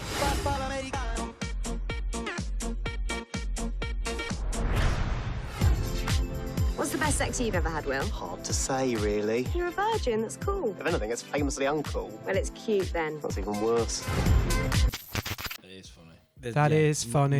Makes me laugh. The dance scene especially is just unreal funny. But there's lots and lots of scenes in that are funny. Yeah. Yeah, actually, yeah. I would say, yeah. In-Betweeners movie 1 is a good pick. Yeah. Because it was in that weird thing of when people turn TV shows into movies. Can it work? And quite a lot of the time it doesn't work, but No. they actually pulled it off. Like, Yeah. It felt like the In-Betweeners. It Yeah. had a good enough story to get you through the hour and a half that it lasts. And Yeah. there's plenty of absolutely high-end hilarious moments. Like, Yeah. just brilliant. Yeah, it's true. It was a good film. Funny film. Dirty, stupid, toilet humour. British toilet. Rob- Yeah. Rob- Just British. It's like a Rob- proper Rob- British holiday, hilarious like movie with the lads. What you got for your fourth film? I've been thinking it over, and I was just sat here, and then this film came to mind because it does genuinely make me laugh every single time it's on. The Hangover. To a night we'll never forget.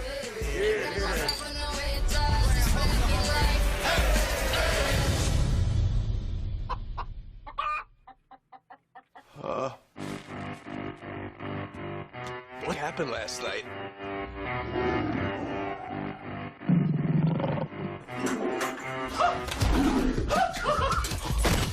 Am I missing a tooth? Oh. Whose baby is that? Check its collar or something.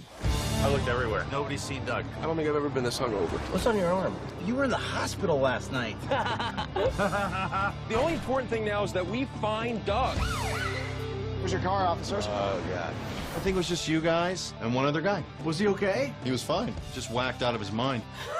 Oh, we were messed up. Is there anything you can tell us about what may have happened last night? Congratulations, dude. You got married. He is wearing my grandmother's Holocaust ring? I didn't know they give out rings at the Holocaust. These gentlemen volunteered to demonstrate how a stun gun is used to subdue a suspect. Wait a second, what? Stop! No! In the face! In the face! Sure you're qualified to be taking care of that baby. Oh, my God. We're getting married in 5 hours. Yeah, that's not gonna happen. What is going on? Mike Tyson? This is my favorite part coming up right now.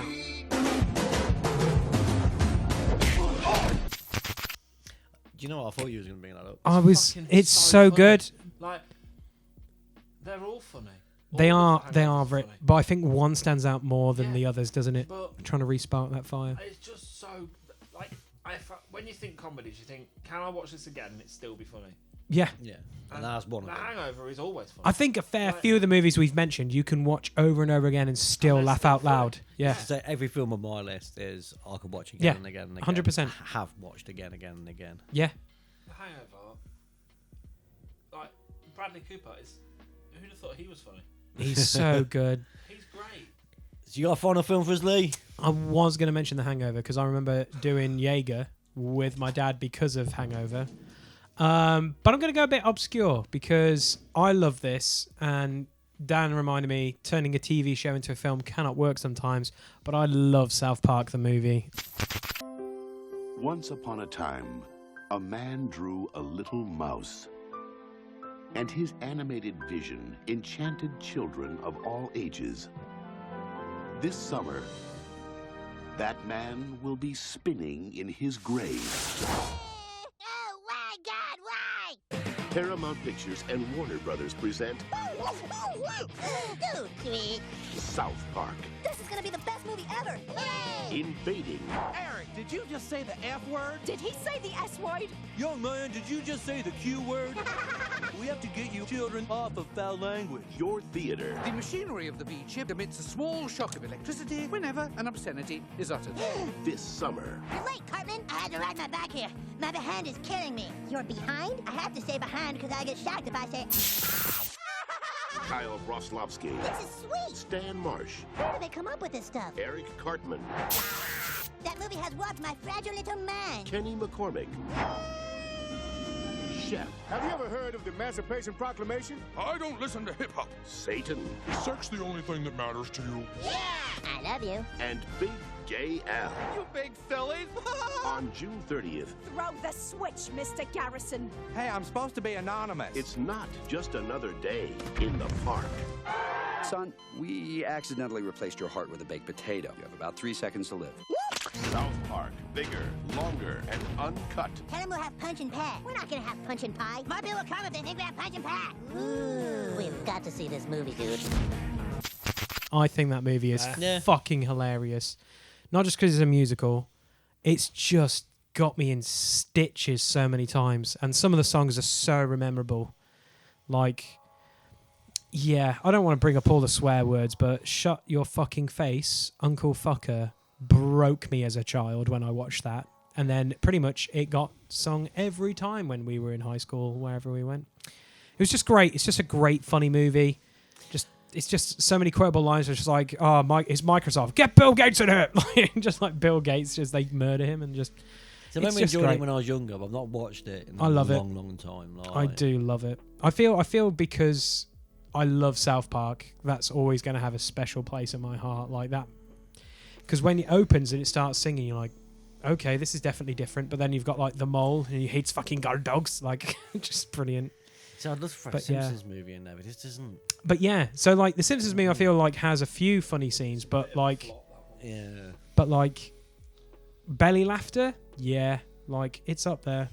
It was either that or Kindergarten Cop. I'm gonna get Kindergarten Cop as an honourable mention because yeah, Kindergarten Cop always has me in stitches. Just some of the shit in that, but yeah, I'll go with South Park. I'm happy with that. That's a good pick. So my last one is Friday.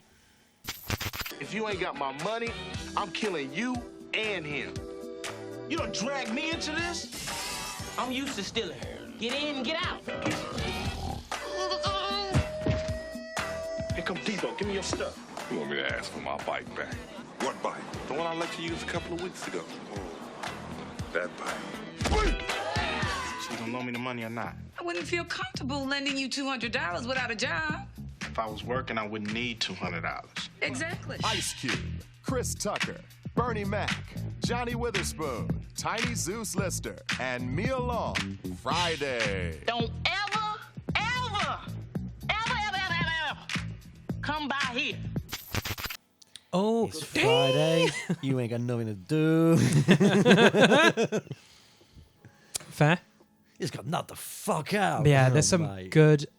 I can't remember Friday as a film, but I remember lines from Friday. Well, what's I find quite funny is that a lot of people now, like the current generations, my daughter's generation, the current 18-year-olds and stuff, we go, bye Felicia, And I've questioned many of them. Do you know where that's from? I don't. No. I don't. I've no idea it's from Friday. TikTok. That's where it's TikTok. TikTok. Oh shit! I've just thought of mine over the South Park movie, but it's going to get an honourable mention. Shit. No, that's interesting. Friday's fantastic. Yeah, it's a good film. And lots of people quote it, but lots of people don't know they're quoting Friday because, like you, they've seen. You've seen clips. Like, I can't remember Friday, but I'll always remember the damn lean or like, you just going out the fuck. Like, you got those the things. fuck out. Bye, Felicia. Yeah. But when watching it, like, big perm or big word. And when he gets high, Brilliant. when Ice Cube is high, and he's just like, don't shout that bird, and he's like mumbling. Oh, it's such a good movie. So good. But it's a powerful movie as well. Yeah, it is. I could potentially argue that 2's funnier. There's more? Sorry, I see a really rich. Is there really? Got Friday, next Friday. Okay. Friday after next. And Okay. What was the Christmas? No, Friday after next wasn't the Christmas one, was it? No, because Friday after next was the Chico one, and then you got the Christmas one. But I like the Other day. The Christmas one was quite recent. I think the titling of them is very clever, like Friday, next Friday, the Friday after next, or whatever. That's super smart names for sequels. Yeah. Better than Alien. Aliens. I could argue that the second one's funnier, but the first one's got a better story. Okay. So it's a better movie, and it does make me belly laugh, and it's just Fair. fantastic. Fair. Go on to Ben. Ben. What's your last pick? Pineapple Express. I want to meet your parents. I just can't. I have a job. I just know they'll like you, that's all. You're great. And you're sexy. I just want them to see that. Want them to see that I'm sexy?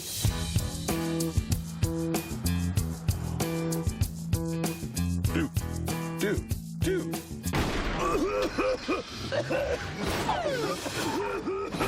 Who's that? Oh my god. Hey, Sale, let me in. Come on up. I witnessed a murder. What? I saw you. Did they follow you here? Let's get out of here. Get the snacks. Food. 2 roll-ups. We are going to hunt these guys down. Dale, Saul, we're going to kill them all. This is so exciting. Whoa. Come on. No, I think we should stay. Why? Because I'm in the dumpster already. Angie, I'm calling because I love you. I'll do anything to make it work. I want to marry you. Oh, I made a mistake. I can't see. Well, kick out the window. Isn't that what they do? I think I pulled my groin. Get your foot out of there.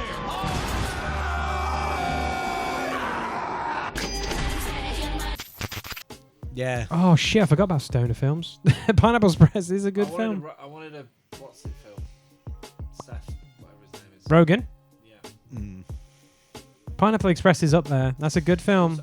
I thought you'd get a Seth Rogen film in. Knocked Up. When I was, Knocked Up is do you know what? so Literally funny. just about to say that earlier when I was thinking about what films you would bring up. Knocked Up Pineapple is Express or Knocked Up. brilliant. I've been sat here debating. Yeah. And I couldn't pick. I'd have to put them both in because Yeah. I can't pick one over the other. You're prettier than I am.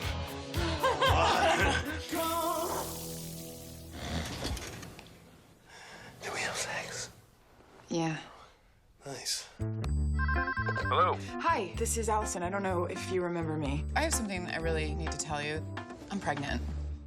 With a baby? Yes. Then what are you hitting on me for?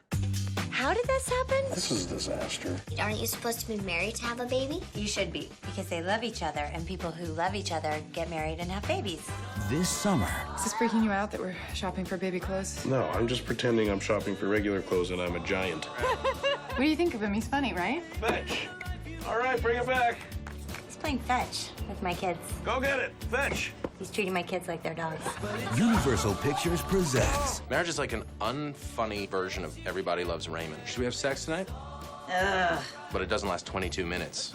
It lasts forever. Life's a great adventure, and you're the hero in it. I'm gonna go sneak a peek, see if there's anything I can do. Dude, get in here. Yeah! I shouldn't have gone in there. Fair.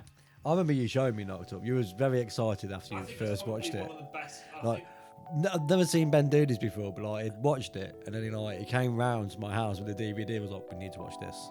Like, I think it might be. We played PlayStation when we had some beers, but that night we watched Knocked Up before we went out. I think it might be Seth Rogen's best movie. Yeah, actually, I'm taking Pineapple Express out. So I think Knocked Up is up there. Like Hot Tub Time Machine's pretty funny, but not as funny as Knocked Up. is good as well. Well, it's not as good as Knocked Bad Up, but it's a good movie. Well, I think Bad Neighbours makes it because Zac Efron and the small Franco is funnier in it than Seth Rogen. Yeah, Franco's funny. Like Franco and like Efron working together is funny as hell. That was an honourable mention of mine. Bad Neighbours. I love that film. 22 Jump Street. Yep. It's like, I know who they are, the goths. They're the nerds. Who the fuck are those people? What are those? And then like halfway through the movie, it's like, you know what I hate? Glee. I blame Glee. Fuck Glee. Like, love that line. So good. I quite like the second one as well. Oh, when he sleeps with that whole scene is hilarious. It's He just fucks the so captain's fucking daughter. Like, oh my gosh, skipping around doing like a Fortnite dance. Like, oh my gosh. Yeah, both those movies are funny. Please do a third. Tap it off. Honourable mention TV show gets turned into a movie. Borat. Yeah. Borat is a great. Well, when you mentioned Shasha earlier, Ali G, mate. Yeah, that booyaka, booyaka. Step Brothers. Yeah. Daddy's Home. It's him and Mark Wahlberg. Again, but Prefer the sequel, but yeah. Well, the second one. That's the one where you see. Yeah. Is the second one with Mel Gibson Mel again? Gibson. Man, he's getting so many shout outs in this fucking episode. This episode is like. On Mel Gibson. We should just have him, just like, to save your Mel the Gibson. guy who's Will Ferrell's dad in the second one. Yeah.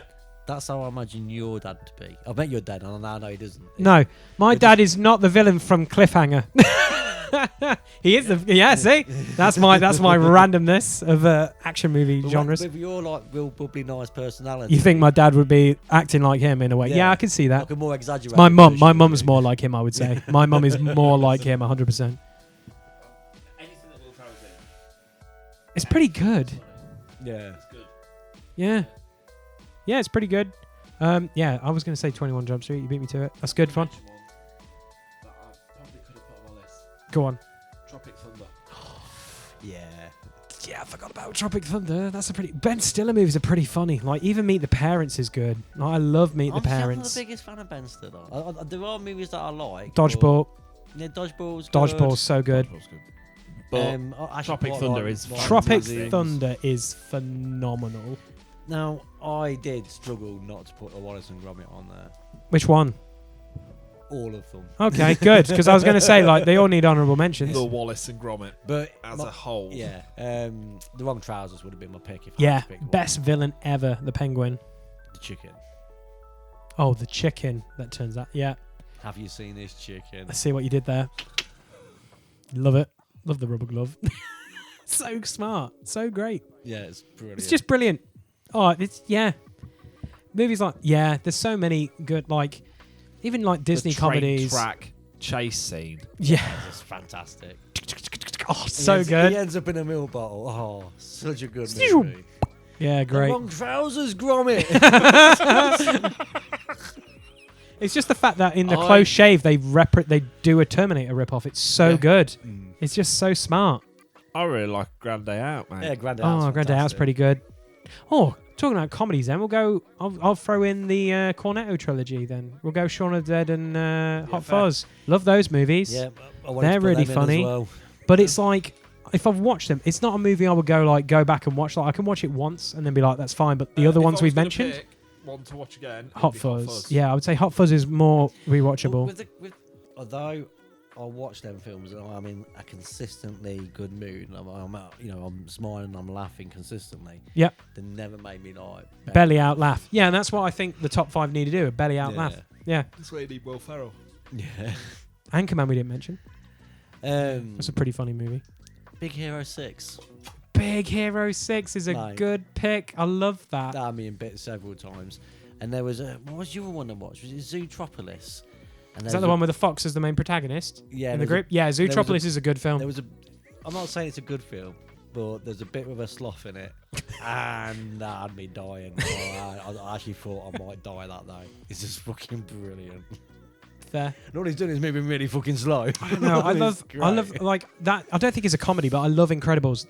The scene with the why you don't wear a cape had me in stitches. This guy, tornado. This guy, jet engine. Like, it's just brilliant. Sucked into a vortex. That's why we don't do capes.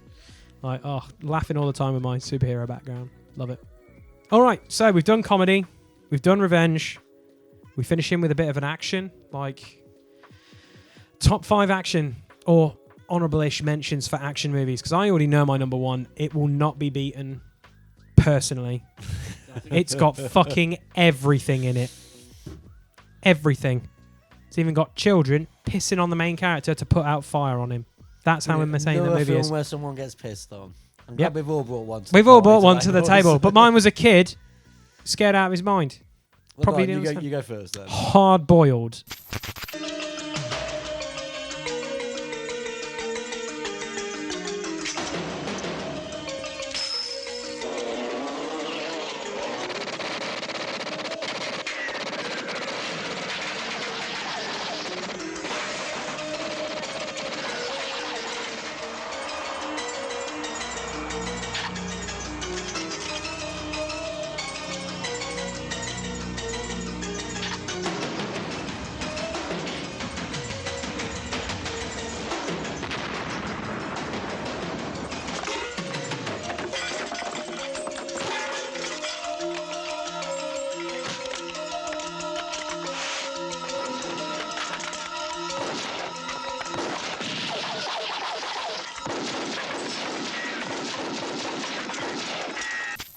Now, Hard Boiled is a John Woo action movie that if you basically wanted an action movie, it has everything. Everything is over the top with John Woo. Shotguns that are grenade launchers, unlimited clips of bullets, witty one-liners, and just everyone just getting like either blown up or exploded.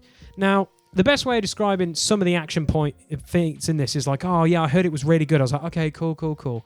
If you watch the first 10 minutes and you're not invested, don't watch the rest of the movie. If you've watched the first 10 minutes and go, oh, they can't top that, they do, and it's insane. It is borderline insane. So the whole premise is there's this cop that is undercover as a gangster, and there's a cop trying to go after the drug dealer, and they end up like teaming up from within and whatever, but it's just insane. Like, think the video game Time Crisis with how set pieces of villains and just unlimited bullets and whatever. That is what Hard Boiled is. The shootout in the end of the movie is a 20-minute sequence in a hospital with people RPGing ambulances and gunning down nurses and doctors and everything. Like, it is insane. Like, the best thing which I love about Asian cinema is the realism behind some of their shooting. Now, I've already mentioned unlimited bullets and whatever, but whenever you see Hollywood movies and there's a shootout, all the bullets miss everybody. In Asia, bullets hit everybody. So, like, they might be trying to shoot one guy, they end up shooting like 3 or 4 guys before they get to him or whatever, but the shootout in the hospital, phenomenal. And that's when I talk about being peed on. He has to go through a baby unit, and the SWAT are hilariously getting the babies out of the hospital. Now, the weirdest thing is, why do I keep bringing up a hospital? There's a drug den built under the hospital that looks like something from an episode of Star Trek. The drug lab is under a hospital. Genius. And so the SWAT are carrying the babies out. Not all of them get out. The main character played, Chow Yun-fat, basically takes a baby with him, shooting guys, trying to shoot the main bad guy or the main henchman, who basically is Mad Dog from Time Crisis. Love it. He gets set on fire at one point, doesn't realise he's on fire, and then he gets peed on, and then it puts out the fire, and he's like, oh, and the baby's like, coo, and it's like, it's adorable. But yeah, it's action packed. There's a shootout in a garage where bikes explode, guys get hit by cars, and then like they're still mate, it's insane. Like, literally, if you wanted to watch the definition of an action movie, Hard Boiled. Period. Best action movie ever. 300. We Spartans are descended from Hercules himself, taught never to retreat, never to surrender, taught that death in the battlefield is the greatest glory he could achieve in his life. Spartans, the finest soldiers the world has ever known. It's quiet now. They came from the blackness. Be afraid! Sparta will burn to the ground! 1,000 nations of the Persian Empire descend upon you. What must a king do to save his world? Instead, ask yourself, what should a free man do? Threaten my people with slavery and death. This is madness! Madness. This is Sparta! It's a good film. It's a pretty good film. 300's fantastic. Yeah. Exactly what I was saying earlier. Is that our mention of our first comic-y book hero? Yeah, it would be our first mention. Great film. Yeah. Just no fucking around. Persia wants to take over Greece, especially Sparta. They're like, I ain't having this. Yeah. I ain't having that. I ain't having that.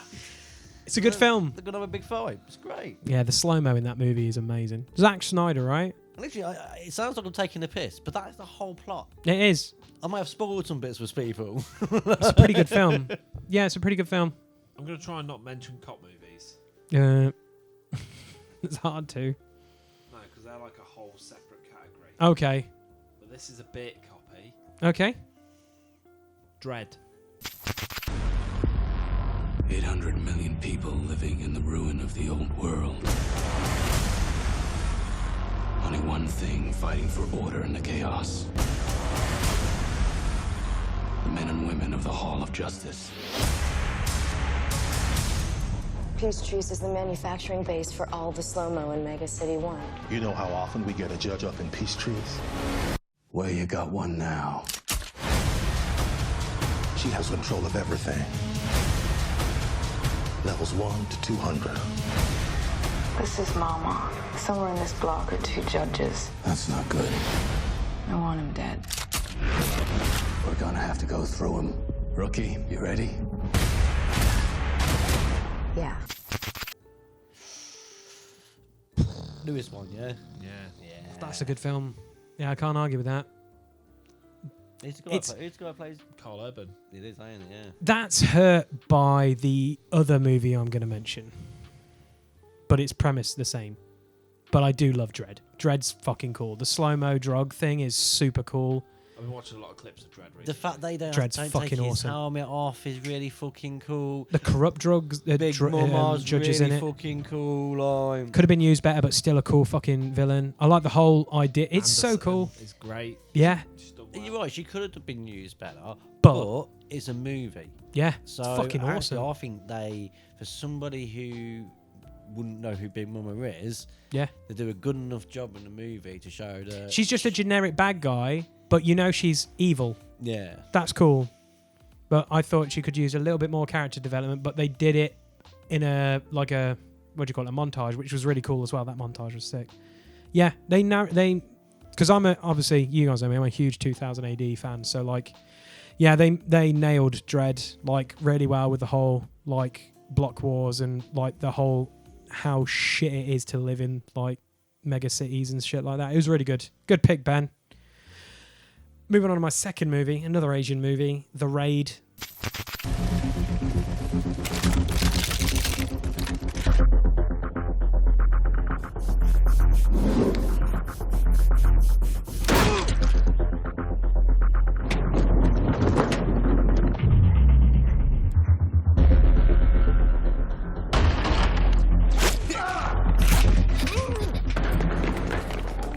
Anda sudah mendengar kalau kita kedatangan tamu tadi undang. Selamat bekerja. Dan jangan lupa bersenang-senang.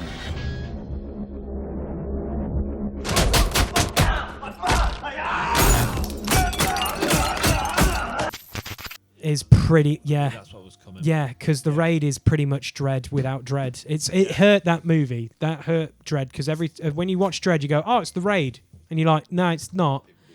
But the scene in Raid, well, basically, there's a drug dealer who lives at the top of these like flats. Elite squad go in. They have to go around. The scene with the fucking machetes, dude. The whole crazy machete gang is fucking insane. Because they basically come on the town and go like, you kill these cops, I'll give you X amount of money or whatever. Like in Dread, they just go stay out of our fucking way effectively and just we'll deal with everything. And it's absolutely awesome. The kung fu in it is awesome. I hate leg breaks and other shit like that because of obviously my personal injuries. But like, by God, if you want to see rubbery arms and rubbery legs, this is the movie for you. I do like The Raid. Really good. And it shows how human people are as well. Because like sometimes you like, I'm just going to take a couple of punches and I'm down, and it is like that. Then there's a few where they're just like, these guys are murdering each other and they're like fucking knackered after 2 minutes. You're like, yep, that's what would happen. You are going to just pretty much be exhausted. Right, Dan. Bullet Train.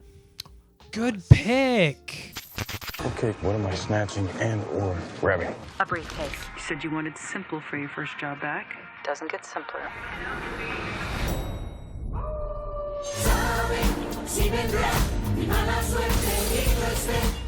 You stab me?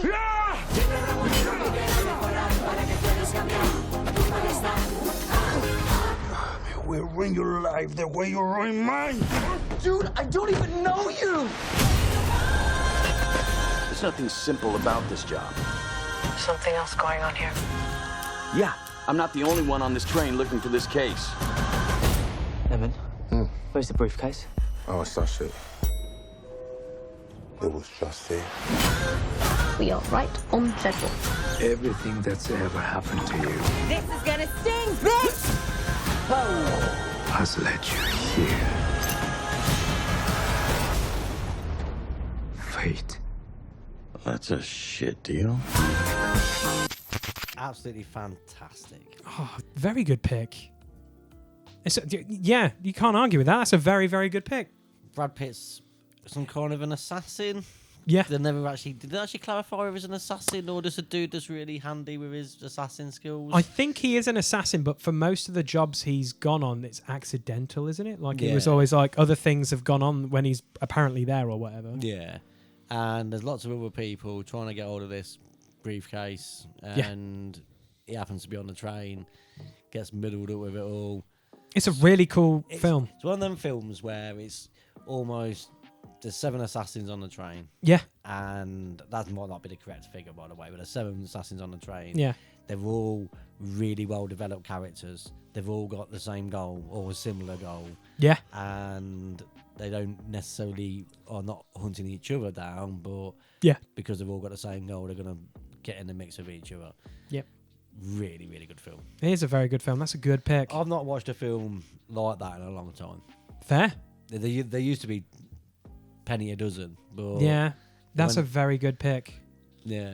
Yeah, that's a very strong pick. I forgot about Bullet Train. I remember when all my mates saw it and they said, Lee, you'd love this movie. And then I did. Yeah, it's a very good pick. Yeah. And the Thomas analogies in that movie are fantastic. So funny. So brilliant. So moving on to Ben. Benji. Mad Max 2. This is Mad Max 2.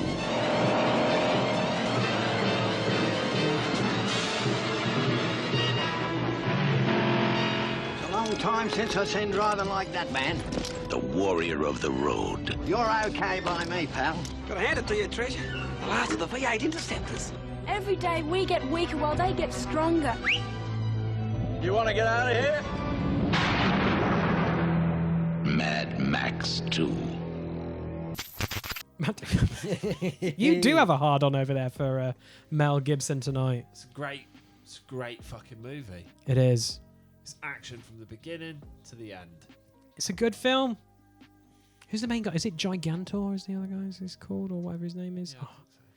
Yeah, he goes like on the megaphone. It's not humongous. Yes, that's what it is. Yeah. The Ayatollah of rock and roller. Yeah. It's got Feral Kid in it. And his razor sharp boomerang. That's good. That's a good pick. Good film. It is a good film. Oh, mate. I love it when we're going like, oh, I forgot about that movie. Oh, that's a good pick. Action movies I can go back and never get tired of. Gonna be that one boring guy, but it's a fucking banger. Predator. I love Predator as a movie. We are a rescue team, not assassins. Now, what do we gotta do? In a part of the world where there are no rules. We pick up their trail at the chopper, run them down, grab those hostages before anybody knows we were there. What do you mean, we? Deep in the jungle, where nothing that lives is safe. You lose it here, you're in a world of hurt. Showtime, kid. Knock, knock. There's something out there waiting for us. And it ain't no man. They're up against the ultimate enemy. Holy Mother of God. Nothing like it has ever been on Earth before. She says the jungle just came alive and took him. We cannot see it. No blood, no bodies. We hit nothing. 20th Century Fox presents Arnold Schwarzenegger. Predator. The hunt begins Friday, June 12th at theaters everywhere. Yeah. We talked about it on the last podcast for Arnold Schwarzenegger movies, so go check out that podcast. But yeah, Predator's a banger.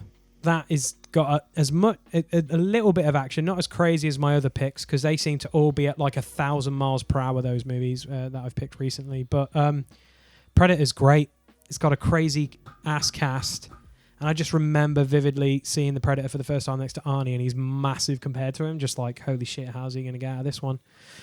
Great movie. Yeah, Predator. That'll be up there for my third. There's going to be another Arnie on there as well for me coming up. But yeah. Again, I've got a dead simple one. Real Steel. Charlie, where is my money? Buddy, I got your money. It's ready. I'm good. But Charlie, you're losing your belt. Wait, Charlie, Hey. I can't hear what you're saying. What's he like? As a boxer, Charlie was the top contender, #2 in the world. Then the fight game changed. I'm coming with you. No, you're not. I'm either coming with you or you're fishing for your keys in the sewer. Oh my god, that was close. What are we looking for? Anything I could use to put a fighting robot together. I think there's a whole robot in there. Never seen anything like it before. Can we get him a fight? He's a sparring bot, built to take a lot of hits, but never dishing out any real punishment. His name is Adam. I need you to teach him to box. Are you kidding me? You know this fight game inside and out. He needs your moves, your commands. I can't. Yes, you can. And I know I've done all kinds of wrong by this kid. I just like to do one thing right. Oh, Real Steel. Is that Real Steel? That's an honourable mention to another podcast we did about fighting games. Yep. It's a movie about robots that can box. What more do you need to know? What more do you need to know? It's Rock'em Sock'em Robots, the movie. It is fucking fantastic. Nobody takes himself too seriously in Not it. at all. Hugh Jackman is Hugh Jackman. Bad dad, isn't he? That's basically it, isn't he? He's his son or whatever. Every movie needs a bit of story, apparently. I think they could have done without this personally. But he's a bit of a bad dad. He takes his lad in who's really fascinated by robot boxing. Dad happens to be an ex-boxer, and they find a robot that's one of a kind that can unite shadow box. So Hugh Jackman could be outside the ring doing the boxing techniques, and the robot inside the ring will follow. Basically, Hugh Jackman shadow boxes his way to beating the best robot boxer in the world. Yep, pretty much. Brilliant. Isn't there a fight in an abandoned zoo as well at one point? Yeah. Mate, good film. What's the robot called? Don't know, but it's the one that clamps him down. It's the Frankenstein robot, but I can't think what they actually call him. He's got a mohawk as well, hasn't he? He's got all different bits. It's cool. Like a big hammer hand instead of a boxing glove.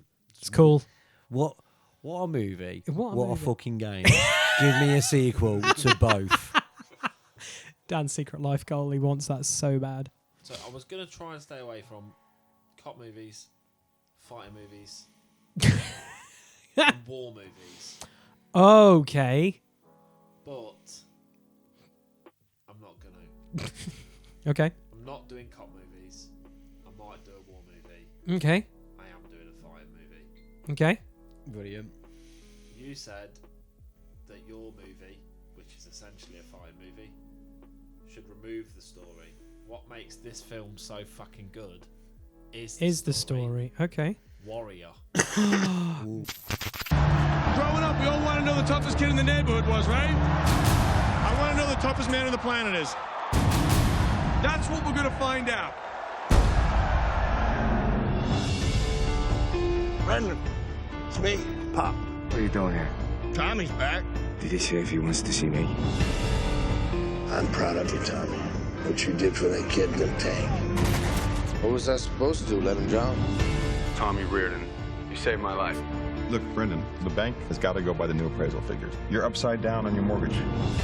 How much do you need? I didn't come here for long, Frank. I was hoping that you would train me. Are you serious? Do it! I thought we agreed that we weren't going to raise our children in a family where their father gets beat up for a living. Brendan, you're a teacher. You got no business in the ring with those animals. Actually, I used to be one of those animals. Guess I forgot to put that down on my application. There's this big tournament. Top 16 middleweights in the world. And when it takes all, I'm gonna need a trainer of that much you were good at.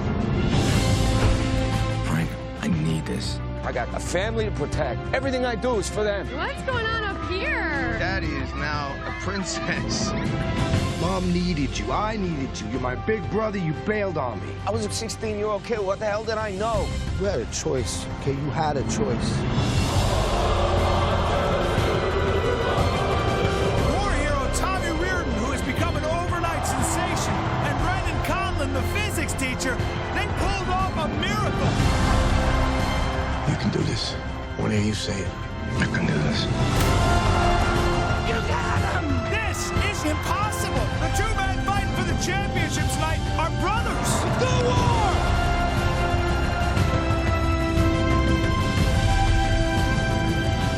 Are we here to win this fight?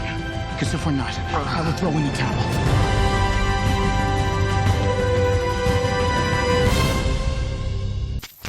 Good pick. That was a really good pick. Fucking great fighting. Yeah. Story's really cool. Yeah, that's the one with Tom Hardy in and Yeah. Yeah. I know which one. I don't know who the other guy is. But he's on. He's Kurt Angle, the bad guy. Kurt Angle's one of the guys. the bad guy, yeah. One of the bad guys. Yeah, he's Well, they're just fighters. They wouldn't class them as bad guys. They're just Yeah. other fighters, Yeah, aren't but they? Kurt Angle plays like Kurt Angle doesn't speak. he's the like whole some film. kind of like Russian bad guy. They He's portray him to basically be the bad guy in from some Rocky way. 4. It's fucking. That's one of the best fights in the whole thing. It's just when the yeah. ex-UFC brother fights Kurt Angle's Russian character. Fucking brilliant. It's just the fact that Tom Hardy's like backstory when he goes like, yeah, he just ripped the door off a Hummer and saved like X amount of people. Everyone's like, that's a pretty insane feat. You know, just saying that it's not. You don't hear that every day. It's pretty insane great. to do. It's a really good film, and the story in it's brilliant. Yeah. The thing with their dad and the whole thing that they're like brothers and shit. Yeah. The story of that film is what makes it a good film. Yeah. The fighting is also fucking brilliant. Yeah. Right. Action movies that I can never get tired of. Well, we know that one's going to be in the last. So I'm going to have this just because I never get tired of watching this and the action in it is fucking great. Fifth Element. Hello. Corbin, sweetheart. You got broken fingers, you can't punch my number? Hi, Mom. Welcome home. Have a nice day. Major Dallas, you're selected for a mission of the utmost importance. What mission? Save the world.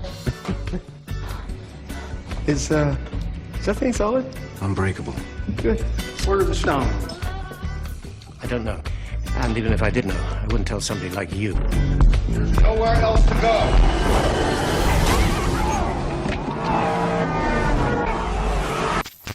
Love Fifth Element. Fair. Love Fifth Element. Just not because of Gary Oldman again. Shout out to Gary, who's already been mentioned in this episode. Not quite as much as Mel Gibson. No, not as Mel Gibson. Mel Gibson has definitely had multiple like hashtag save Mel or whatever like sayings in this. But Fifth Element's great. Bruce Willis, peak of his power, fucking phenomenal in that movie. It's just great. It's a really good film. The action sequences in it is more towards the end, but it's good. I really, really, really like Fifth Element. It's a great movie. Enough said. The opera scene got me like really like when I first heard a surround sound system. The scene is the most famous one. Yeah, because it's just all the Bruce Lee kung fu fighting at the same time, and just like, holy shit, this is a surround. That's the first time I ever heard surround sound at a mate's house when we watched it on like DVD back in the day, and was like, oh, it's like being in the cinema. This is really impressive. But yeah, Fifth Element, good shout. A film I love and hate at the same time. Okay. I love enough to be in my top 5 action movies. Okay. Watchmen. Watchmen.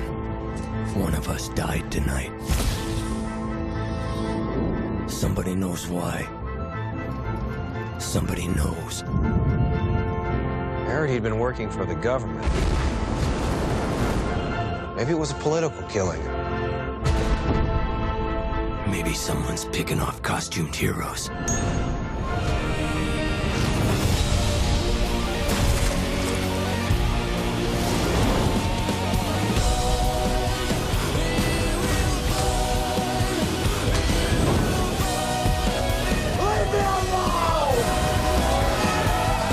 The world will look up and shout, "Save us." And I'll whisper, "No." Brilliant. Okay, yeah, I can understand why you love and hate that movie. Yeah. It's a fantastic movie, but there's certain bits that are not necessary. Like, why the hell are they having sex in the giant robot head? Or fighting turns me on, so we need a 5-minute love scene to Hallelujah and a giant robot head. Like, it's just... It's an owl head, but come on. Yeah, it's an owl head. That makes it so much better. Well, he's Owl Man. He's Owl Man. Oh, right. Or is he Night Owl? Night Owl. Yeah.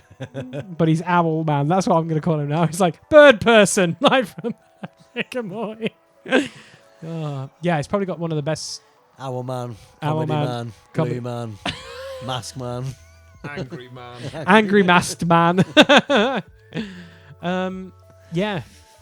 I can understand why you love and hate that movie. Clever story, and do you know the premise of the comic book? yeah, Okay, yeah, cool. Clever story. They do enough. So, parts of me don't like it because it doesn't follow the comic book. Okay. But part of me kind of goes, they've proved it now with Suicide Squad that they can do shit like this. Yeah. But at the time, if they tried to do like the ending as a giant squid, yeah, people are going, "What the fuck is this?" Yeah. So the fact that they changed the ending and stuff to make it a bit more realistic Hollywood, and the tone of the whole movie makes sense. Yeah. Yeah. So I absolutely love the film, but there are certain bits of that movie I'm just like, why? Yep. Why are you doing this? It's a good shout. Yeah. Yeah, it's a good film. Especially and a when bad Dr. film. Manhattan just fucks off. Oh, yeah. Oh, you've given a couple of people cancer. Oh, I'm going to Mars. Yeah. It's Because just- I guess people don't like me anymore. I'm a cancer man now. Sorry. Not enough comedy, man. Not enough comedy. Yeah, the comedian is such a cool Yeah, character. he's really good. Comedian is kind Not of like a enough comedy, man. yeah. Well, the comedian is a bit of a I get it. He's a bad guy that you start rooting for. yeah. He's like Frank Castle. The best way of describing it, he's one of those anti-heroes. Like you don't want to like him. Definitely a bad guy. Yeah, Yeah, Right. yeah. They're all yeah. Okay. He's not a good guy. He's not a nice bloke. He'd fit into the boys. Yeah. Yeah, he would. That's a good shout. Yeah. He could Yeah. fit into the boys. Yeah, it's true. But Rorschach's the main reason that film's good. Okay. Yeah, good shout. Yeah, I'd have Raw. I'm not trapped in here with you. You're trapped in here with me. Yeah, I'm 100%. If I need to build an Avenger super squad, he's in it. Not a great guy. Also not a great guy. No, not a great guy. He's doing good things, or he's He's Batman. He says it all. With the, definitely needs to calm down a bit. Yeah. Like, He's that Batman with a load more with issues. that early dialogue, it might be the starting dialogue. He says everything you need to know when he goes, "I hear the world screaming out for help," and I respond, "No." Yeah, you know he's not a nice guy. Yeah. Good. Fair pick, Dan. Yeah. What's your fourth one then, Nev? Is it fourth or fifth? I keep saying I want to keep away from certain movies, but I can't. Black Hawk Down. 300,000 dead and counting. That's not a war, Mr. Ito. It's genocide. These people, they have no food. We can either help, or we can sit back and watch a country destroy itself on CNN. Rangers, Deltas, today we got... RPG! Hold on! 6 cars, go down! My men are surrounded by thousands of Somali militia. I need help now. Nobody asks to be a hero. It just sometimes turns out that way. Ooh, yeah, I forgot about Black Hawk Down. That but it's soundtrack is it's in an fucking it's an awesome. army movie, so If we did a war film, it's up there for me. Yeah. it probably will still appear in there. Yeah. Because it's so fucking good. It is a great film. Great cast, great film, true story. Yep. Aragorn being a boss in that as well. That's probably my favourite part of that whole movie. When the Rangers just go like, you know what you're signing to go down for? And they're like, yep, we don't care. We've got to do something. So good. You're like, what the fuck are you getting yourselves into? And I forget how many they go out. They go out swinging, those boys. It's a really big fucking good dick film. energy. Like, Jesus. You feel so, yeah, it's so. got some hilarious bits in it. The death. The guy who goes deaf is so funny. What happens when you have a saw next to someone's head? Yeah, you go deaf. I'm gonna go deaf. And the guy's like, what? He's like, shut the fuck up. What? What? It's the bit when he's running across the street. Like, Yeah. He doesn't know where he's going because he can't hear. Yeah. It's mad. great film. Great movie. Good I'm not pick. going to do any honourable mentions because I don't want to ruin Other categories. Yeah, that's my problem. Fair. 9. But then again, it's going to be a while since we touched movies. We've gone back to back episodes with movies, so we'll have to veer away from the film genre, maybe. I don't know. Last movie. I'm going to be very boring, but every time I watch it, it just makes me smile from ear to ear. Commando. Love Commando. They hunted him down. You know, Colonel, we went to a lot of trouble to find you. They murdered his friends. And they took the only thing he would kill for. If you want your kid back, then you gotta cooperate. Right? Wrong. Now, somewhere, somehow, someone's gonna pay.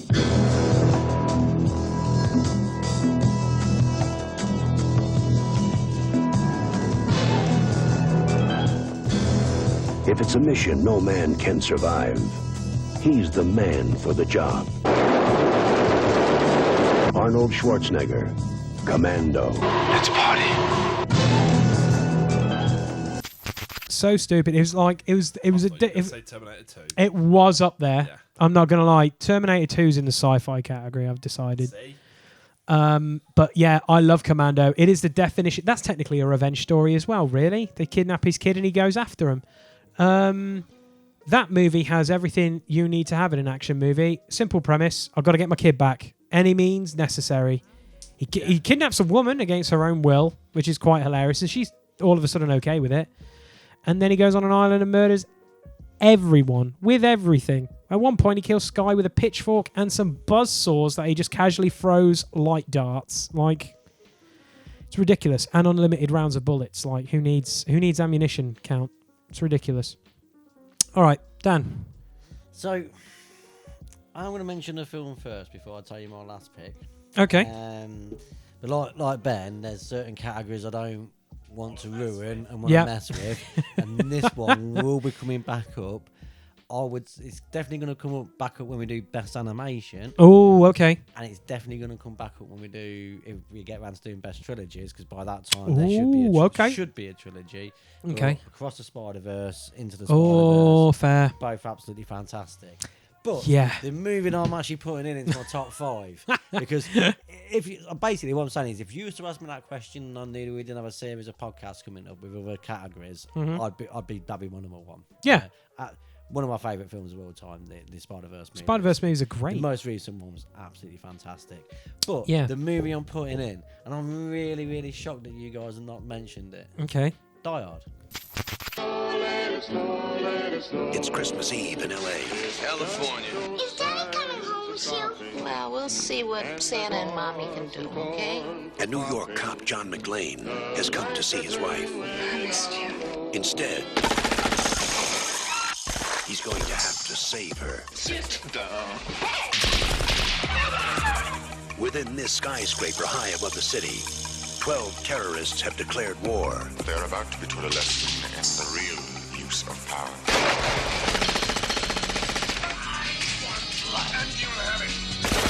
Only John can drive somebody that crazy.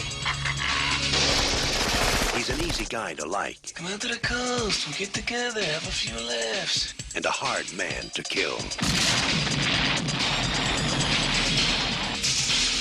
Bruce Willis. Die Hard. Got invited to the Christmas party by mistake. It's getting an honourable mention.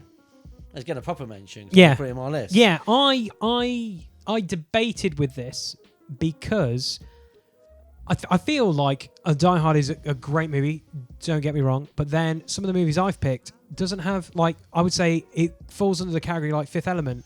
Doesn't have a lot of action, but when there's action going, it's fucking good. Like, I would say it fits under that category, but Die Hard is a banger. Well, we already know one guy when he comes... There we go. That's why he's staying away from it. But Die Hard's a very good pick for a film. You can't argue with it. The premise is super simple as well. Yeah. Wait a minute. Have we mentioned Dread, Raid, and Die Hard all around towers? We mentioned all the towers. But yeah, I can't argue with that. Die Hard's a very good fucking film. And it's got some great one-liners again. We quote it on the regular all the fucking time. Right. Glass? Who gives a shit about Glass? I'm not touching Die Hard. It's one of my favourite films ever, and I've not mentioned it for a specific reason. Because you want to talk about it when it's a cop movie. Yeah. It's so good. See, for me, Mhm. up until the very end, and I mean the very end when he shoots him out of the building. Okay. Every death, every scene in that is realistic. Yeah. You see the pain he goes through. It's not just a case of, I can just walk in and kill everybody because I want to. He has to plan it out. It's much more thought through. Yeah. And that's why I just love it as an action movie. It is. It's the little things in that movie which makes it great. Like, we take the piss about shooting glass. Like, he cuts his feet open. When he bites into an 8,000-old Twinkie and you're just like, yeah, I'm hungry, so I'm going to eat something. And fucking hell, that was a mistake. How he's got to count his bullets and then how he leaves his weapons behind at certain points. It's a very smart movie. It's just, like I say, it's a simple thing. It is. When he's cramped into the air vent, like, you can tell that was a practical effect. They crammed Bruce Willis into an air vent. Into an air vent. Like, he did not look comfortable. No. When you watch other movies, you're like, well, you look a bit too comfortable to be crammed into That's a a metal big-ass air container. vent. It's like the one in Mission Impossible 1 I recently watched. I'm like, mate, going back to your mate Leon who was in there, I was like, mate, this air duct's fucking huge. He can, like, stand up in that shit. That's bullshit. Ridiculous. Drinks, have you laughs? It's such a great line. I think my favourite throwaway line of that, he goes back and forth from that poster with the women, and then he just goes, girls, and just, like, gives it a slap when he walks past it. Just, like, genius. Good pick, Dan. I can't even argue with that. So what's your last one, Ben? Oh, shit. I didn't realise there was another one. Yeah, one more. Yeah, we started with Lee, I think. Yeah, I think so. Yeah, because I went on a hard tangent on Hardboiled. You guys haven't... I don't think you guys have seen Hardboiled, have you? Yeah. You have? Love Hardboiled. I was going to put it in. Face Off.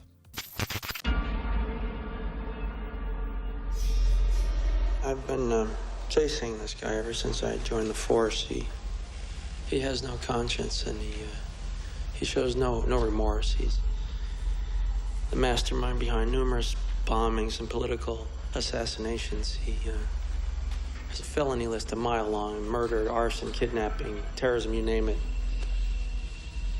He's the most dangerous and brilliant criminal mind I've ever known. For years, I've been watching him, tracking him, studying his every move. I know his every mannerism, facial tick, gesture. I know him better than he knows himself. And now, after all this time, I finally figured out a way to trap him. I will become him. John Woo movie again? It's not... I'm not sure if... I suppose it's a cop movie, but I'm not sure it is. No. It's another good John Woo movie. No, there's not enough copy bits in it. It just happens to be a cop. It's an action movie. Yeah. Funny enough, What a there's great movie. always doves in John Woo movies. I'm trying to recall, is there doves in Hardboiled? I think there is, yeah. There's always doves. Isn't it a thing? It is a thing. There is a thing. There's definitely an There's always doves. Well, there's pigeons in Mission So- Impossible 2. I decided not to bring this up to do this one, but when Lee was saying like about it having a little bit of action, one of my first picks was going to be Romeo and Juliet. Okay. What, with our boy Leonardo DiCaprio? No, the one from the 1960s, Lee, where... Sorry. They pranced around in tights and stabbed each other with rubber swords. On guard. The DiCaprio one. DiCaprio. The good one. Yeah, okay. Shakespeare's good, man. It is good. Some good shit. We hate it when we're kids, but now when we're older, we're like, mate, you was onto something. No, that's a good pick. Honourable mention. I was that sad kid who enjoyed it as a kid as well. But I think when it comes to action movies, I feel like if it's got a bit of action in it, it's fine. I don't think it has to be as insane as, like, I would say, because, like, even think of Dredd. Like, Dredd's got moments of action, then it mellows out a bit, doesn't it? And then it has action again, and then it mellows out, but it's classed as an action movie. I'm surprised John Wick didn't get actually mentioned in any of our fives today. I know we got an honourable mention, I know we spoke about it, but in both action films and revenge films, didn't actually get a top 5 spot. Well, I think for a revenge movie, John Wick is phenomenal. I rewatched John Wick this week, and it is incredibly for an action good. Movie, it's slick, it's cool, I think the thing that makes that so good is that you relate to John, and you realise, oh shit, he's not a nice guy. But the guys that fucked him over, kind of not nice either. And then you realise how awesome he is. I think it's the Russian bathtub scene, isn't it? The Russian spa scene, where when he suddenly can't hit anything. No. Like, goes for the movie, like, he's fucking shooting. He hits everyone except that kid. He shoots everybody except the main guy he's after. Target. Yeah. But I knew I was going to like it when I saw that because it reminded me of that Tom Cruise fight scene in Collateral with the nightclub. Collateral's a very good film. That should have been a pick. Shit. If you got an action film, maybe we should have had that as a rule. It needs a scene with a nightclub. That is true. And I think that is it then, guys. The guys are lifted. They're standing up because I think they're either exhausted. Yeah, no, I just got a dead arse from where I was sitting. Yeah, we needed cushions. Yeah, I offered you cushions. I'm sorry. But yeah. He didn't, ladies and gentlemen. He said, fuck you. How dare you? Sit on the chair or you can sit on the floor. How dare you? I'll bring you guys beanbags next time. How dare you? But yeah, guys, that's another episode of Digression Session. Revenge, comedy, and action movies are personal top 5 with some honourable mentions. It's a mash. I love how we're laughing now at Good Shoulder Blue. This is what happens at the end of the cast when we talk for so long. But yes, if you've enjoyed it, please leave a like. A like is always appreciated if you're watching us on YouTube. Hopefully you've enjoyed all the clips if YouTube haven't taken it down. If you're listening to us on Podbean, remember to follow us, download, even have us on the background. That's all good because the more things you guys do, even if you have it on the background, you don't really pay attention. Appreciate it. Also appreciate a download. But until next time, guys, take care, have a good one, and we'll see you in the not too distant future for more Digression Sessions where 3 guys talk about a topic and ramble and talk absolute bollocks. We love it.